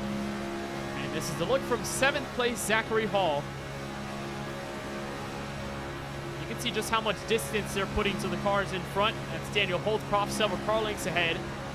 And I'd imagine that him and Hunter possibly can be saving fuel, as they're kind of letting this front group move away. Oh, and Eric Schaefer just has left the server. I think maybe he has blown up. No, there he is, connectivity issues, so he'll be on the outside. Let the rest of the field through, so that's +1 for Zachary Hall. He'll be in P6. And yeah, it seems like he's letting the front group pull away quite a bit, give a lot of distance. Perhaps him and Hunter and Kevin Roy and company, they're all starting to save fuel. You can hear the accelerator pedal. He hops off of it for just a second. And it's a key balance of making sure you're laying off the gas pedal enough to save fuel, but you're not wasting enough time that you lose the draft of the cars ahead. We've seen so many times at Talladega and at Daytona, these large super speedway venues, that you lay off a little bit too long, you end up out of range for a draft of the car in front, and you're in big time trouble. If you don't have a lot of help from your rear view mirror like Hall does, he has a lot of cars right behind him that could very well help his cause. If he doesn't, then it's a lot of work, and I mean a lot of work you have to do in order to get up to the front. More often than not, if you're a single car, if you're 2 cars, if you're a little bit of cars in the back end of this group and you lose touch of the draft, well, sayonara. It's going to be basically gone. The field is going to move away, and there's no real chance for you to get back in line unless a caution flies on the speedway to even out the field under pacing. So for Zachary Hall, got to keep that in mind.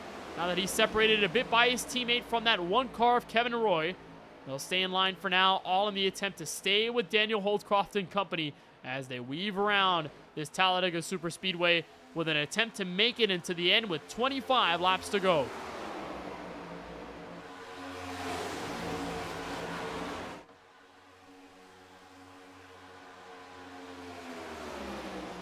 And just a quick reminder that if you want to keep up with all of the scintillating action on the KBueno Racing Network, well, we have more coming for you in the several weeks.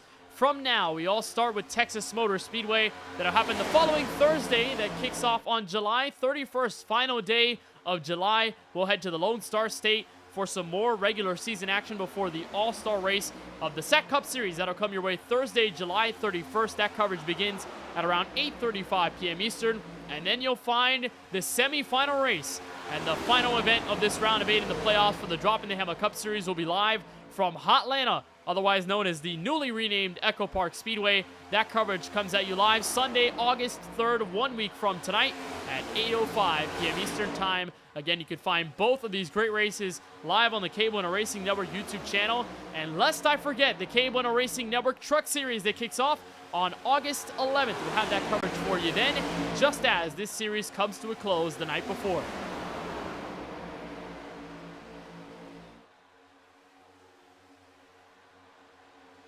And just a look at if you want to get involved in this KBueno Truck Series, a good preview of the schedule that we'll have for the later months of this year. That'll end the season in early December at Homestead, Miami. So a lot of great tracks that me, Charlie, Keelan, and Francisco, and Eli were all trying to brainstorm to put together the perfect storm for a truck series that will have a lot of the drivers in this series, a lot of drivers from 4Wide, a lot of big names that you've seen on the KBueno Racing Network. And for us, it's a symbol of specialty and a great heartwarming message to all of the people that make the KBueno Racing Network what it is, because it goes beyond just me. It goes beyond my good friends of Charlie, Keelan, Eli, and Francisco. It goes well beyond us.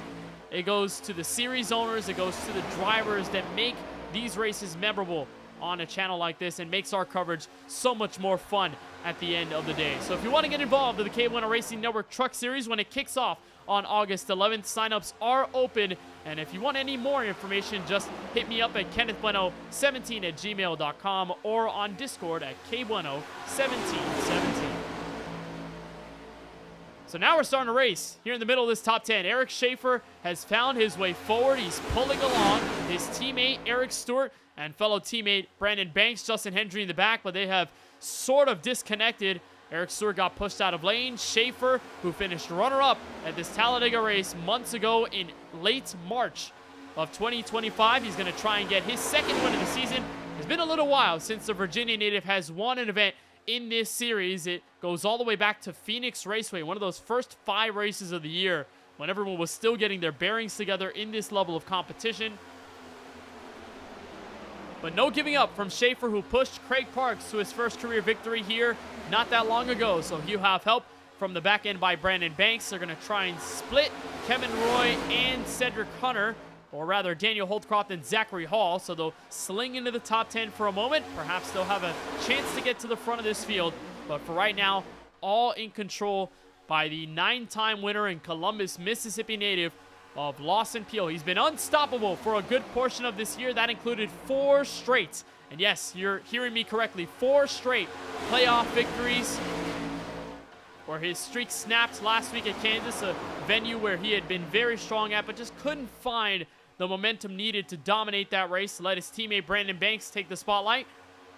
But Lawson Peel going at it for what could be his second consecutive super speedway win, and hopefully one that has less stress along with it, where at Daytona, where he won by 1/1000th of a second. It took us a little while to figure out who officially won that race from race control, but Peel leads this one swimmingly inside the final 20, with defending Dega winner Craig Parks right behind him. James Kunkel has settled nicely in 3rd, and Warren Kyle Keith has fallen short of this group, but he is holding on to 4th. That car in the middle of those two is Richard Swavely, brand new paint scheme tonight for the 32 car.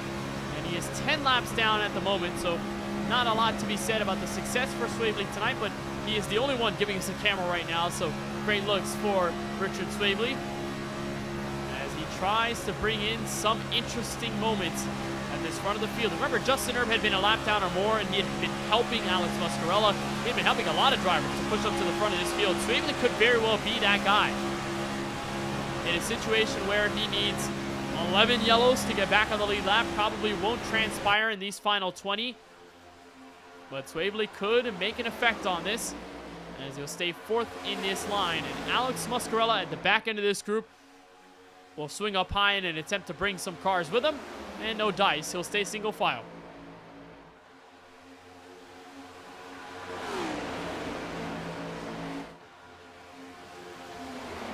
So 20 to go here from the virtual Talladega Super Speedway. And Lawson Peel up in front, as they have all been trying to save fuel. Parks and Peel will peel out of line and give James Kunkel the lead. Could that be a sign that they do not have enough to make it and they need to save fuel?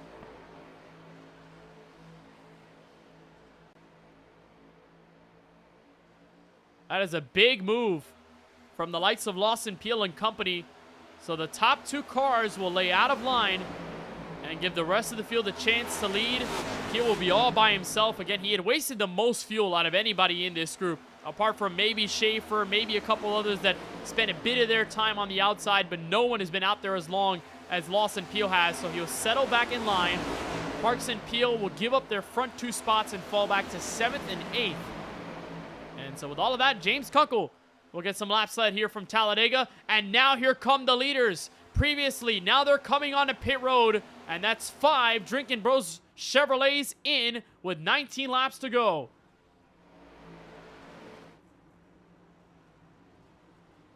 So indeed, they could not make it all the way to the start-finish line under green till the checkered flag. And James Kunkel will smartly make the decision to stay behind Richard Swavely and just get a bit more of that help. The Heavy Metal Jesus Motorsports Camry will give them some drafting assistance. They can save fuel. And now out of line are the 2 Category 5 Esports Camrys. Cedric Hunter, Zachary Hall, they'll peel out with a chance to potentially take the lead. But who comes down pit road this time? We'll keep an eye on Peel and Parks as they try and merge off of pit road, but the leaders will stay out the extra lap. So with 17 laps to go, the Drinkin' Bros Racing quintuplet of Banks, Peel, Schaefer, Eric Stewart, and Craig Parks will rejoin the field on the back straightaway. And this is going to be a bad sign for the defending Dega winner. Craig Parks is getting left for dust. Not sure if the team will pick him up, but for right now, Parks in trouble. He'll pick them up, so they all did slow down to give way for the teammate. And now they are good to go to the end without any speeding penalties and any problems. But they got to really wait to see what happens in this group of what's going to go all the way back to Brian Johnson, 9 cars deep. That'll stay out this far, coming to 17 laps to go. And off of turn 4, again, no calls for any of these cars to visit the pit lane. I believe Cedric Hunter and Zachary Hall may have made their decision to file on a pit road. Yes, there they are. They'll pick up Brian Johnson. The teammates will come in this time with 16 left.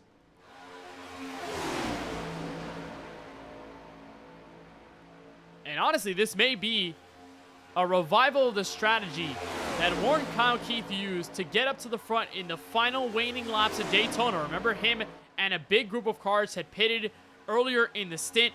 It took a little while longer for Drinkin' Bros Racing and Company to get their way in. As soon as they did, they had the track position, but they didn't have it for long. All of a sudden, Warren Kyle Keith and Company, they made that pickup in traffic.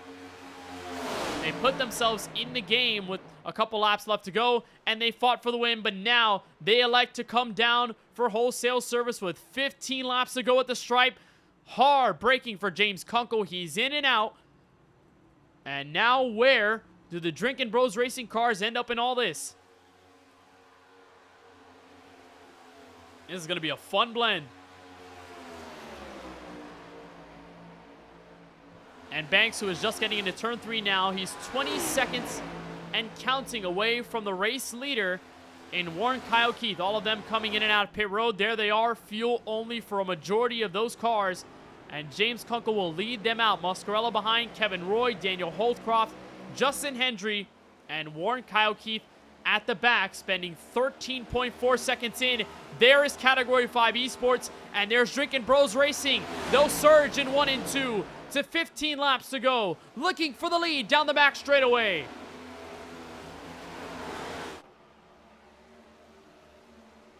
And look at this switch. Holdcroft and Hendry get sent back. Brandon Banks and the rest of DBR make their way to the head of the field with 3 cars to beat. And here they go. No one can stop this 5-car train. Cedric Hunter trying to side draft in 3 and 4. They're going to be 3 wide as they come off the final corner.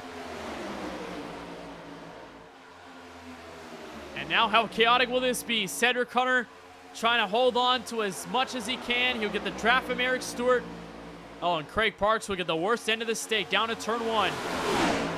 Oh, and near contact as Swabley and Hunter nearly touched entering the corner. And now where do Category 5 Esports go? They'll stay in line with Eric Stewart. Now they'll push out of line. They've got Brian Johnson to help. Does anyone else follow? Now here come the leaders to block.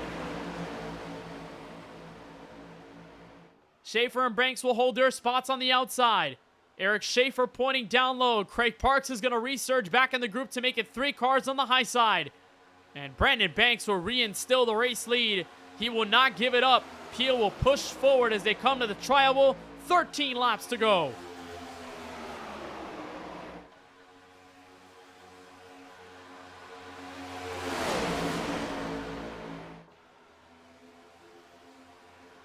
What an absolute drive it's been for all of these guys in the front. And the biggest loser will be Warren Kyle Keith and his group that came down pit road. They have fully disintegrated. Casey Knighton will give Keith the push, but the hope is looking hopeless for the St. Augustine, Florida native who needed to go out and win this race if he wants to get the golden ticket into the final round. And you'll have one more shot next week at Echo Park Speedway in Atlanta. A Talladega race in which he's crashed twice and survived. Keith will need a big-time yellow late in order to keep his hopes alive. And now the non-playoff drivers are coming to take a swing. Justin Hendry peeks down low. He'll pick up the help from Muscarella and Eric Schaefer. Big stack up here at the exit of 2. Does anyone flinch? And Category 5 Esports again with nowhere to go but the middle. 3 wide.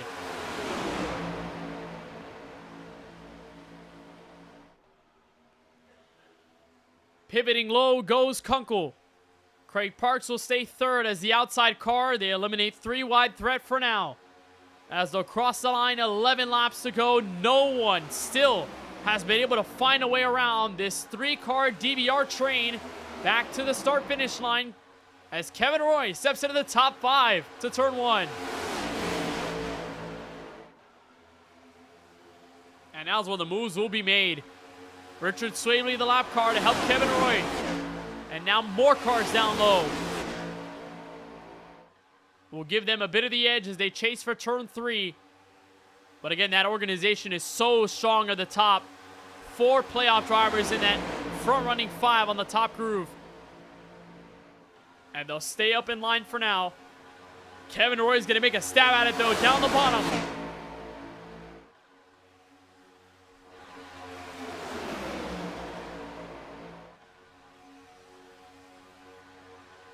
Brandon Banks trying to eye down his first Super Speedway victory and 3rd in this series. And he'll be the first driver since Lawson Pugh to go back-to-back in any form in 2025, as long as he can hold on. But does he give way for his teammate to get a golden ticket in?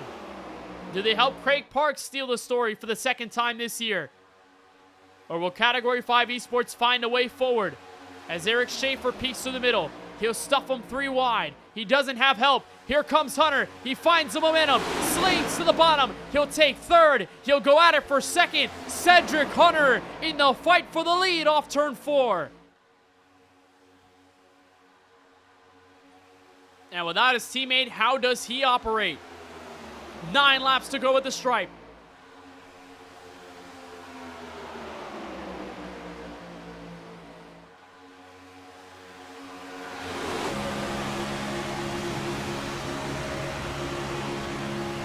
even more help. There's his teammate. The perfect storm brewing on the bottom lane.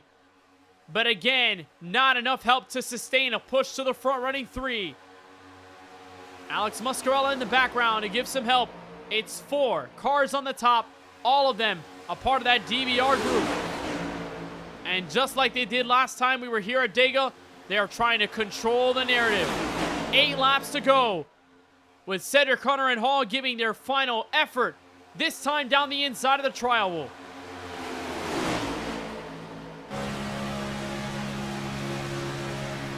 Well, Craig Parks is probably going to look for more. As Peel and Banks stay up high, Craig Parks is going to try and use Eric Schaefer as the pulley to get him back to the front. Look at Justin Hendry back in the top 5 off turn 2.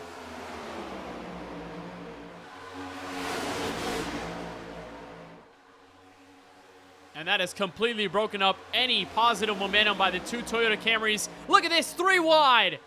James Kunkel and Justin Hendry trying to flush the DBR cars from the middle. Justin Hendry surges forward to the lead off turn 4 to 7 laps to go. What a move by Hendry. And now he's got profitable help. Banks will retake the lead back to turn 1. Eric Stewart is holding out hope that there can be a 3rd lane. But high on the mountain, the air is less thick, and he can't breathe up there.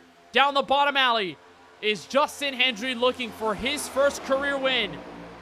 And flashbacks of Daytona, the way that race ended off the final corner, where Hendry could have won and fell easily short as he faced the outside wall off the final corner of that race,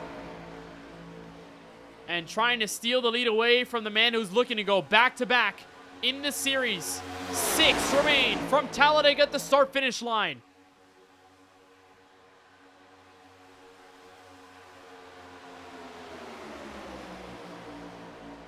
What a frenetic race this has become. Now they're 3 wide. Daniel Holdcroft up high. With James Kunkel, they won't make it work. Negated as they enter turn 1. And they'll have to hold back on a potential 3rd lane for now. There may not be enough cars to make it stick. And all eyes on the paulscars.com Chevrolet, trying to bring this scheme to victory lane for the 3rd time this year. And the onboard look from Banks.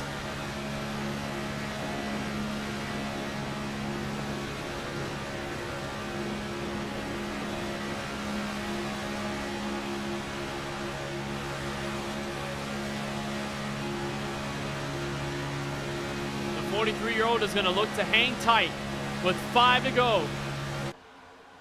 Justin Hendry, another shot at the inside, soiled.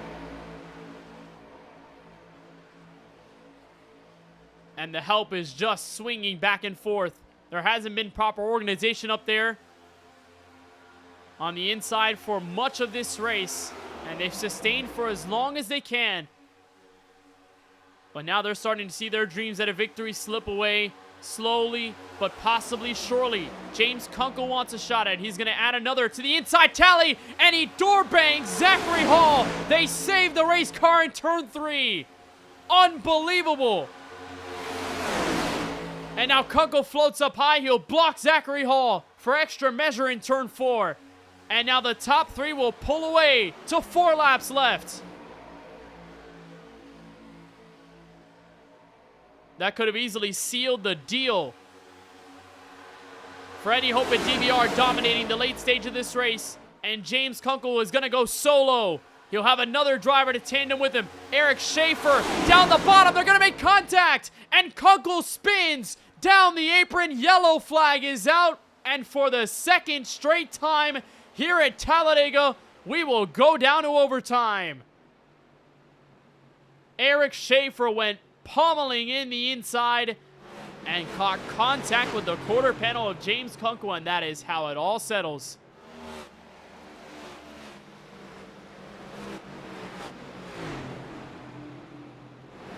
Brandon Banks in control. We'll see at least one more restart before this is over, and that will save the hopes for Warren Kyle Keith, who clocked in as the final car on the lead lap.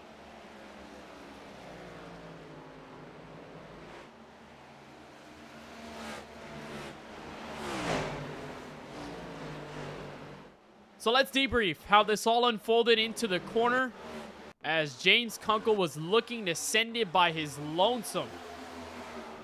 Go at it for the lead. So here's Eric Schaefer in the middle, 3 wide.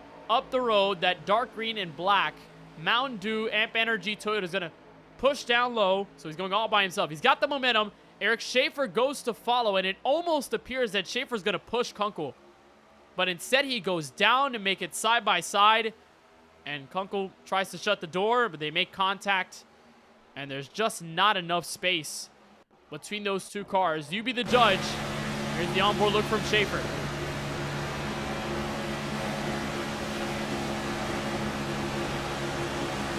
All that speed looks a little questionable. He put his nose there where there wasn't enough space.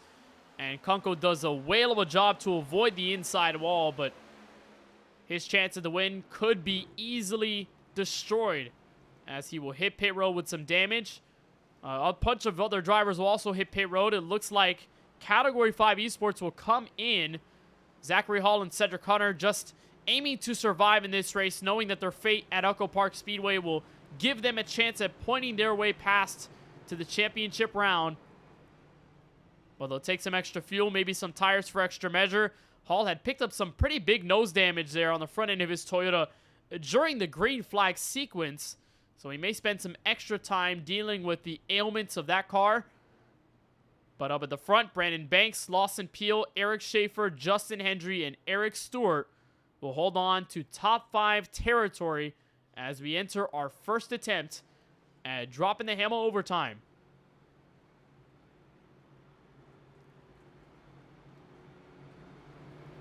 So let's see if we can talk with the man leading this race right now and see if there are any nerves behind the wheel of the 5. Brandon, you've been in this situation before, not in this league, but in plenty of others. And you were short, of course, got involved in that late crash at Talladega last time we were here. What's it going to take and what's the game plan as you guys enter this first attempt at OT?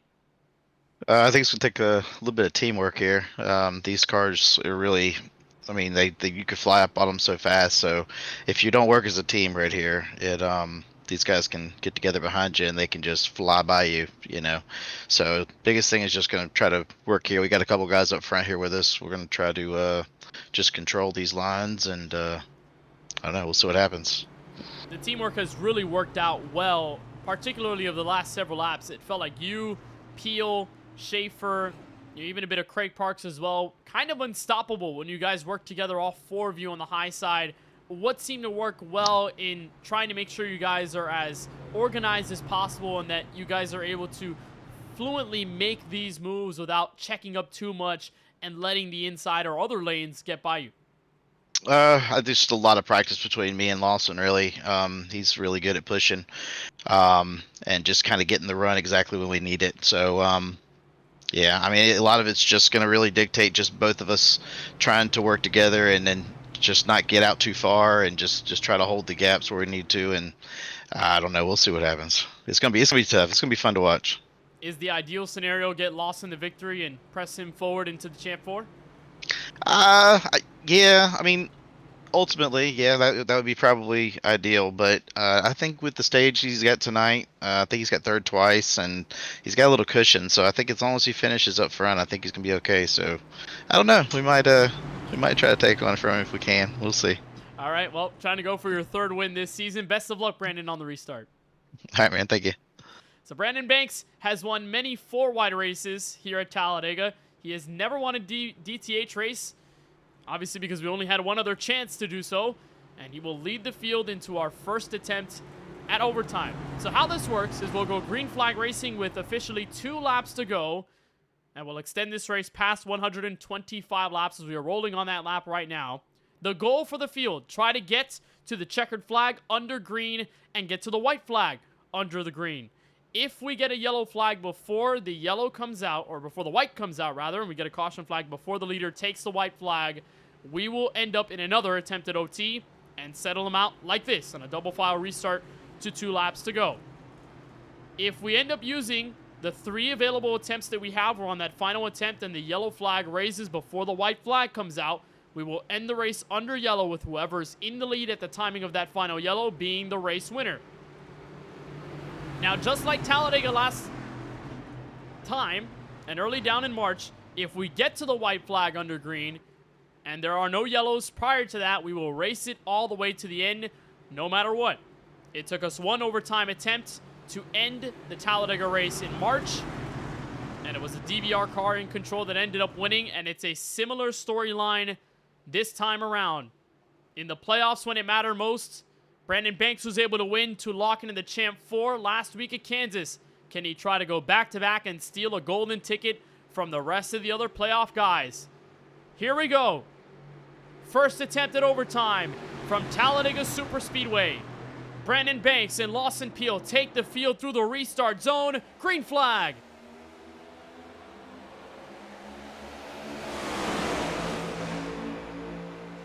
And a great jump from the inside. That's the bright red and neon yellow, number 82 of Eric Stewart. He's part of the DBR camp. He'll give some help. Cedric Hunter is that bright pink third car in the inside lane.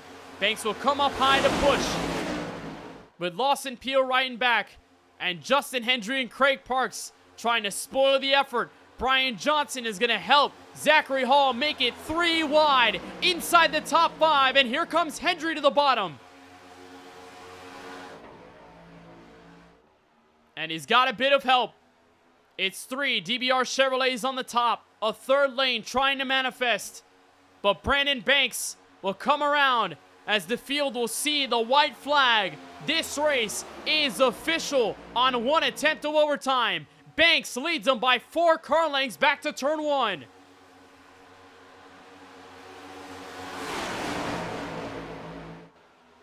And who makes a move now? There is Alex Muscarella up high. He's got Warren Kyle Keith to help. Craig Parks can't block in enough time. There's Zachary Hall down the bottom. Only 2 cars at the very top. And the 3 teammates will try and lead the field and parade them back to the start-finish line. Parks down the inside. Brandon Banks in front. Alex Muscarella fainting up high. A half block, a full block as they come to the tri-oval. Craig Parks will push forward in front of Brandon Banks, and for the second consecutive time, Craig Parks is a DTH winner from Talladega.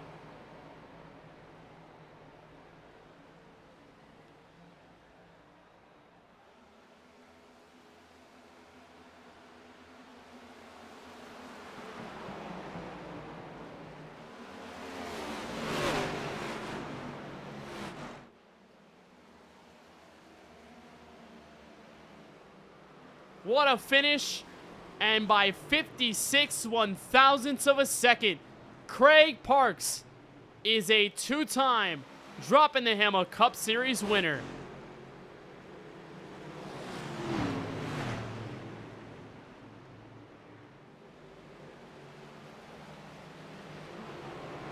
And he made the move at the right time, was the 3rd car in the single file train of teammates. He peeked out and just made the moment happen. Craig Parks, for the 2nd time at Talladega, is a race winner. And he will visit Droppin' the Hammah victory lane with an emotional win as we enter the final 2 before we decide a champ.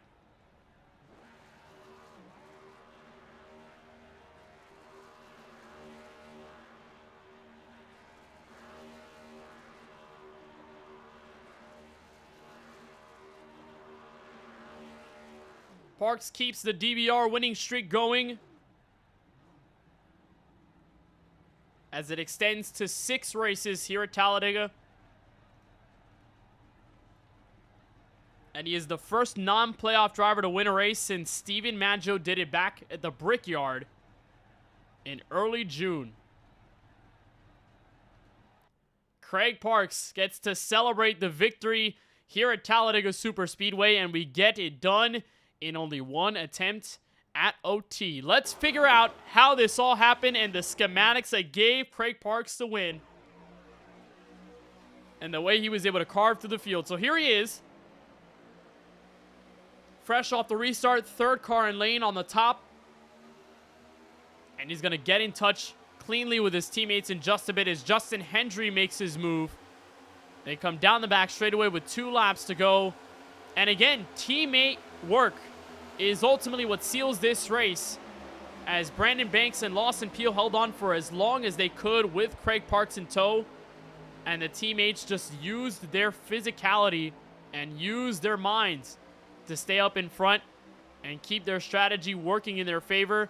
Look at how big of a run these guys get to the top as they come forward to the white flag. Justin Hendry again down low with help from Eric Stewart.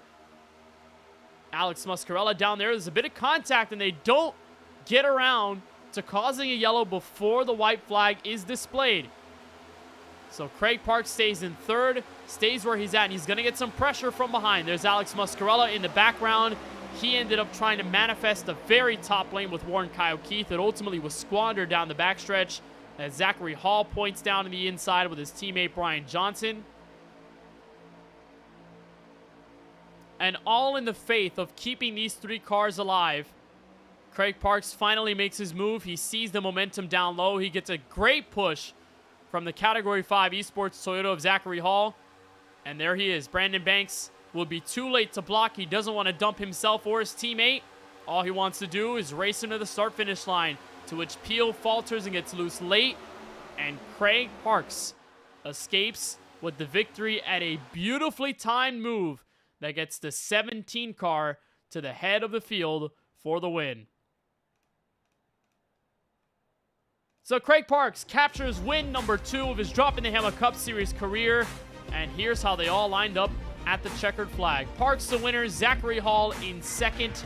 A fruitful effort for the 23 car should very well get him above the championship 4 cut line as we enter Echo Park next Sunday. Brandon Banks, led a good chunk of that final portion of the race. Could have easily went on for 2nd race win in a row, but it did not pan out for the Myrtle Beach, South Carolinian. He ends up 3rd. Brian Johnson, give him credit, in his debut race, was involved in some scuffles here and there, but the rookie ends up with a top 5. Huge credits to Brian Johnson, who will hopefully join us for Atlanta and Homestead in the following weeks. Lawson Peel ends up P5, and like Banks told us under that interview during the yellow period, Peel may have just enough points to add on to his already hefty tally to stay afloat as we move on to Atlanta. Warren Kyle Keith will see his chances for a championship 4 bid go down to just 1 race. He'll have to win next week at Atlanta in order to move forward. Kevin Roy ends up with the top 10. Credit to him on how great of a race he ran. Very clean as well. Alex Muscarella 8th, Cedric Hunter back in 9th, and Justin Hendry tried to give himself a shot at the win in this top 10 as we press into the top 15. James Kunkel, Eric Stewart, Daniel Holdcroft reside as the final few to end up on the lead lap. Then the first car 1 lap down or more. Casey Knighton recovers to 14th. Eric Schaefer 4 laps down in 15th. Richard Swavely back 9 laps in 16th place. Parker Bland is going to end up with 17th. Justin Erb, Chris Progar. And then we get to the list of drivers that were basically taken out in crashes. Stephen Harlow involved, and he ends up as the final driver in the top 20. Back beneath them, those last running cars taken out very early on. Steven Stepien and Ross Harlow will most likely be below the championship 4 cut line as we chase for Echo Park Speedway as their race has ended in heartbreaking fashion. Jeff Gilmore 23rd, Brad Fulham 24th, and then Stephen Maggio and Kip Easley round out the rest of the top 26 drivers that made their way here at Talladega. Well, let's try and join the race winner after a lot of grueling laps here at this 2.66 miles speedway. And once more, we get to join Craig Parks in Droppin the Hammah victory lane. Craig, it was a wonderful move you made down to the inside, and it made it all worthwhile. 2nd career victory and 2nd straight here at Talladega. What is it like right now? What are you feeling in this moment? I mean, I wasn't even supposed to win there.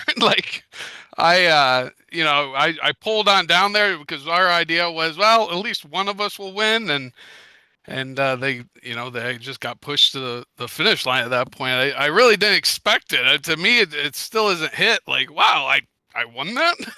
So, just kind of, I don't know, got lucky there then.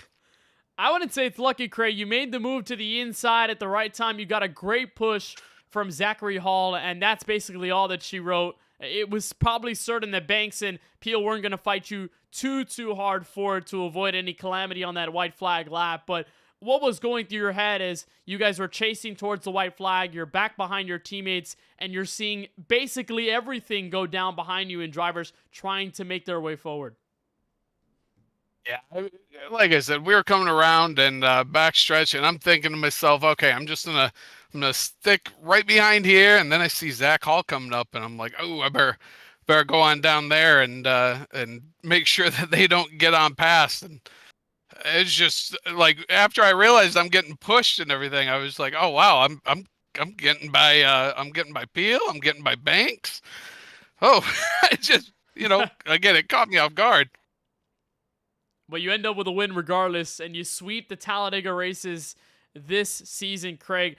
After what has gone on throughout the season, your win that got you in the playoffs, you make it as far as the very end of the round of 12, you get eliminated, and now you roll into this Dega race. How special is it to come back to the Speedway where you found success for the first time, get it for the second time in a similar format, and now be able to be another driver, now I believe only the third or fourth driver this season to have more than one win? It's unreal. It really makes me love this track a little bit more and everything. I wasn't always the biggest fan of super speedways, but after these last two at Talladega, it's like, man, this track is awesome. But yeah, it feels great to be able to come back and win again and just kind of show that, hey, look, I might be able to do the super speedway thing here. You take the victory in stunning fashion in overtime. And Craig, I'm just going to tell you to celebrate continuously here. But before we let you bounce on this second race win of the year, anybody that you want to give a shout out to or thank for tonight? Yeah, I want to thank the first off, you guys, Kenneth. You guys put on a great show every week. I love going back and watching the stream afterwards, the next day usually, and it's always a great watch. So I really appreciate that. Appreciate the admins there at Droppin the Hammah, James and Steven, and they've Alex. They've done a good job putting on a good show. And thanks to the guys at DBR, I've learned so much from those guys, especially Shafe. I know there can be controversy around him sometimes, but he really is a good guy, and I appreciate all of them. And you know what? Thanks to Zach. He pushed me to the win there, so I gotta appreciate him a little bit there. Well, Craig, a phenomenal win on behalf of all of us at the KBueno Racing Network. Thanks for the kind words and congratulations on the win here from Lincoln, Alabama. I know Brandon had won 4 Talladega races with the 4-wide series, but tell him you may be taking the crown here at this racetrack. 2 race wins in the span of several months.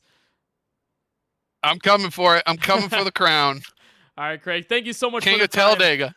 Congrats on the victory. We'll see you at Echo Park next week. All right. Thanks, Kenneth. Craig Parks with an emotional and great victory here from Talladega. He led 4 laps in his first victory here months ago in March. He leads only 1, the most important lap to go out and win this race tonight. Let's join the driver who ends up P2 on the board, and it's another runner-up finish for Zachary Hall. But Zachary, I'd say given the chaos of tonight, which was to be expected given the final 2 races of this round of 8, surviving as long as you did with a good finish and all the points you picked up may just feel just as rewarding instead of just getting the race victory. Yeah, I think when you come to these places, you just try to get what you can, right? And I think I made the most of it.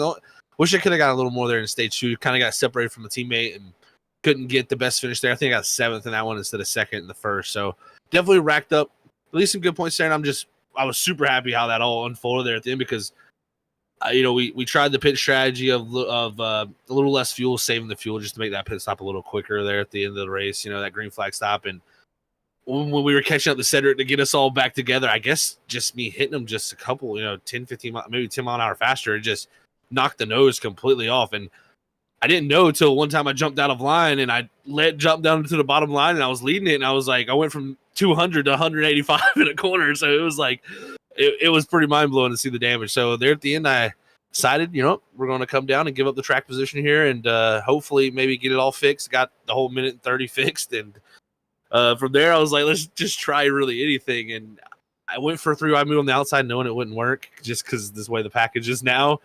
And it didn't work. But I told Brian on TV, I was like, we'll have a big run coming to the white flag. And sure enough, we did. And luckily was able to duck low there. And once Craig dropped down low, I was like, all right, just push as hard as I can. I don't think the win is possible unless he just slides up to go block the top and opens up the door and lets me side draft by.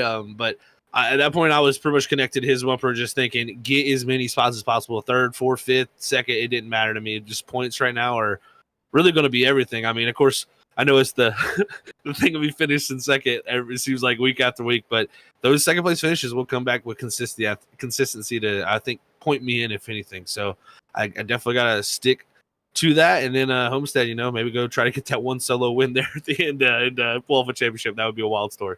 Consistency always wins in a format like this, and you're right, all these finishes are building up to a points tally that could push you forward into that championship finale at Homestead at Miami Speedway. But I want to dive a little bit more on the idea of chasing the pack in front, because you and Cedric made that key decision to come down pit road. You picked up the damage repair. You got your car clean.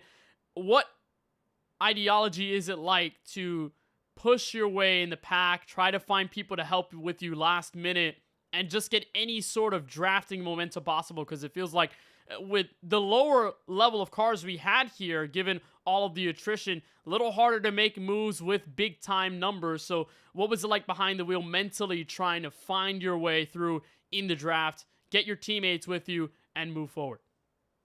Yeah, luckily my teammate Brian there, I mean, he's coming in right here as a rookie. So he's luckily he was kind of coming in here to help out and just make sure he was there as like a rear gunner to push me. So luckily he stayed behind there and let me, get out of pit road ahead of him. And I think we started around 11th, 12th, somewhere there. And from that point on, I mean, the runs, the way they work now with this new package too, are very interesting. Like, you really do get big runs. And you're like, man, before you would pull out and you feel like you could continue that run, where like they've gotten it definitely more realistic, where these big next gen cars, they're draggy, man. As soon as you pull out of a line, you immediately notice the RPM just completely cut out of the motor, and it just really just slows you and bogs you down. So you really got to time those well. And from the first run I took a 3-wide look to the outside just because the outside checked up on the outside. I was just maybe hoping and kind of hoping and praying that I could pull them back with the side draft, but just don't seem to get that good side draft up there, and it just seems like it's just too much momentum lost when you go all the way to the top. So we kind of reformulated, backed up, and me and Brian were hooked up, of course, so it really allowed us to slide into that outside. And then I think from there, the inside line started to check up. You kind of take advantage of that, of course, accordioning up, and it allowed us to just really push forward. And, people start worrying about each other, and that's where you got people going up the track, down the track, and that's where I kind of made a decision, like, the bottom's going to be open. We had Cedric behind us too, and we're like, all right, if this is our last chance to push, and if anything, it probably wasn't going to work for a win, but it was like to get the best position. So I'm glad I made that decision, immediately cut there low and get that going. And the good pushes from behind definitely helped everything play out in the right fashion. And it gives you enough points, I believe, unofficially, to move ahead of the cut line still and be above it entering Echo Park Speedway. So just quickly, your thoughts on what we should expect from you next Sunday and what the strategy is going to be like to keep a championship bid alive. Yeah, next Sunday is going to be a big thing about staying alive, Kenneth. I think it's going to be getting stage points, of course, because those points are going to be valuable. I think I can point my way in, but you got to always worry about the people that can win and get the way in. If one of these guys that got knocked out in these first two races gets a win, it can really shake things up, and then it's going to come down to a really close point standings, I think, between me and Cedric. So it'll be wild. I think the biggest mentality from there is I've always felt really good at that track, and I think with this new update, you're going to see a little bit more spread out racing and not as much of the pack style. And so it's going to be very keep your tires underneath you, stay up front, keep that track position. So if I can go out there and put it on pole again, I think that would be another good addition. So hopefully we have a good week of qualifying and just can keep track position throughout the whole thing and stay out of the messes, because you never know what can play out these super speedways, man. All up to the final race in the round of 8 next Sunday, but all the momentum basically on your side right now. Back-to-back second-place finishes and podium finishes that go way, way back. So, Zachary, thank you for the time. Congrats on the P2 effort. But before we let you bounce on this race from Dega, who do you got to thank? Shout out to Craig. I'm glad I could push him to the win. It's always awesome to push a guy like that who's one of the cleanest guys out there, races week after week, and get to push him to a win. So, congrats to Craig. Shout out to all the other drivers out there week in and week out here at DTH. It's fun to race out here. All the admins who help put it on, all the league sponsors, And my teammates, of course, and then last but not least, of course, to you, Kenneth, for all the work you do, man. You're amazing up in the booth at what you do. So keep it up, man. Much love, Zachary. Thank you so much for the time. Congratulations on the P2. We'll see you in the playoff field at Echo Park Speedway with a chance at running for the title. Thanks, Kenneth.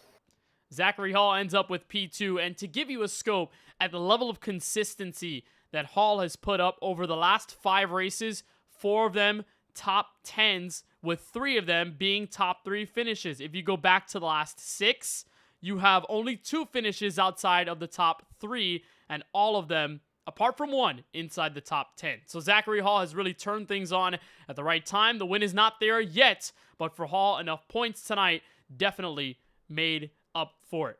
Let's go back to 3rd place, and the man who was playing a lot of the defense in those winning laps, Brandon Banks, joins us now. And Brandon, when you said you guys were going to ascend, you guys were going to work together on the overtime restart, that seemed to be the case, and it kept you guys up front for the majority of it, right up until Craig Parks made that move underneath you. What was that perspective as you were leading with Peel behind you on that white flag lap? Yeah, I was okay with it. I think if Craig would have stayed with us, I think we would have just continued to do what we were doing. I think we would just probably finished, first, second, third, whatever it was. But I'm okay with it. I like seeing Craig up there. Craig deserves it, man. He's a good teammate. He he does pretty much exactly what you tried to tell him to do, and he's trying to learn. So hey, congrats to him for that. I'm kind of glad to see it. But yeah, that was a lot of fun. That was the biggest thing I was talking about, just kind of controlling both those lines.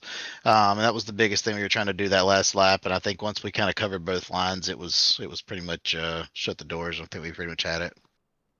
Talking to Zachary Hall, he dove a bit into the mentality of chasing in an overtime restart like this when you need draft, you need teammates to work with you. What is it like to defend as being that front car, looking more in the rearview mirror than out in front of the windshield? What it's like mentally, and how stressful is it to hold on to that position while you're watching the field to go maybe 3 or 4 wide behind you, just looking to beat you to the line?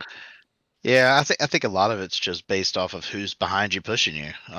If you have someone you're not really familiar with, being behind you, it can be pretty nerve-wracking. But like I said, with Lawson pushing me, we've done it so many times together. Just knowing what to do, him kind of talking through what he's doing and just communicating well, and we just do a really good job of that at these restrictor plates. So I think it's really just based off of just experience of being with the people that you race with every day can make a big difference for sure. Well, it's a 3rd place for you here tonight, and even though you didn't need to go out and win this race, you put yourself in a very good position to go back-to-back in this round of 8. So Echo Park left, you're already locked into the championship. Before we let you go from Talladega, anybody that you want to thank or shout out to for tonight's race? Well, definitely you guys for putting on the broadcast. Always, you guys do an awesome job. DBR, those guys are awesome. I said congrats to Craig, and good luck to the last couple of guys that are trying to get into this thing at the end. It's going to be a really fun final round once we get there. Again, it's thanks to Droppin the Hammah for sponsoring the league and everything that everybody does, Progar and Stimpian and all them. They did a great job. So I don't know. We'll go into next week and with the same mentality and just trying to keep the momentum, and I don't know. Hopefully, it'll be a really good race like tonight. So, looking forward to it. Well, not trying to instigate on this final point here, Brandon. Craig said he's coming for the crown for you at Talladega. I know you've got 4 races here. He's got 2 in the last 4 months. I'm instigating, but it makes a pretty good case. Oh, he's good, man. He's being in the right place at the right time. So, hey, if he wants to do it, I got no problem with it. As long as the teammate's doing it, hey, more power to him. All right, sounds good, Brandon. Thank you so much for the time, as always. Congratulations on the podium finish. We'll see you in the field at Echo Park Speedway next week. All right, thanks, guys. So Brandon Banks captures the top 3. The man locked into the championship 4, still puts himself in a position to win, and very well almost did that had Craig Parks not made that wonderful move down the inside to take away his 2nd consecutive victory here at Talladega, and first in the middle of these playoffs. He is a spoiler, no doubt. Very strong win for Craig Parks, and a huge congratulations to him. So we move forward with just 2 races to go. One more in this round of 8, one more to decide the champion at the end of this season. Atlanta Motor Speedway, otherwise known as Echo Park Speedway, will host the final race of this round of 8. And Mile and a Half Super Speedway with New Life will host the field next week on August 3rd, 2025. You can find that coverage at 8:05 p.m. Eastern right here on the KBueno Racing Network YouTube channel. And then we close out the season in South Florida at Homestead the following week on August 10th. You can find the rest of the coverage of the series once again right here on the KBueno Racing Network. But don't just stick around for the end of the Droppin' the Hammah Cup Series inaugural season, because the SAC Cup Series is still in full swing. They enter the All-Star break, but before that, you gotta have a trip to the Lone Star State. That takes place this upcoming Thursday, July 31st at 8:35 p.m. Eastern. And then the beginning of the KBueno Truck Series that rolls forward August 11th at the virtual Daytona International Speedway. That coverage, of course, will happen here on KBRN. So that'll do it for our coverage of the Droppin' the Hammah Cup Series from Talladega in a wonderful finish that ended in overtime and ended with the same man coming to victory lane once more. Craig Parks gets it done in the final few laps after a last lap scuffle and the last lap pass. And a huge congratulations to Parks on the win once again. For Steven Stepien, Chris Progar, and the entire admin team that makes this ship roll at the Droppin' the Hammah Cup Series, and for all of the wonderful people at the KBueno Racing Network, for Charlie Beyer, Francisco Bacallao, Keelan Belsha, and Eli Comerford, I'm Kenneth Bueno, saying so long from Talladega. One more to close off the round of 8 at Echo Park Speedway. We'll see you there, but until then, congratulations to Craig Parks on his second career Droppin' the Hammah Cup Series win.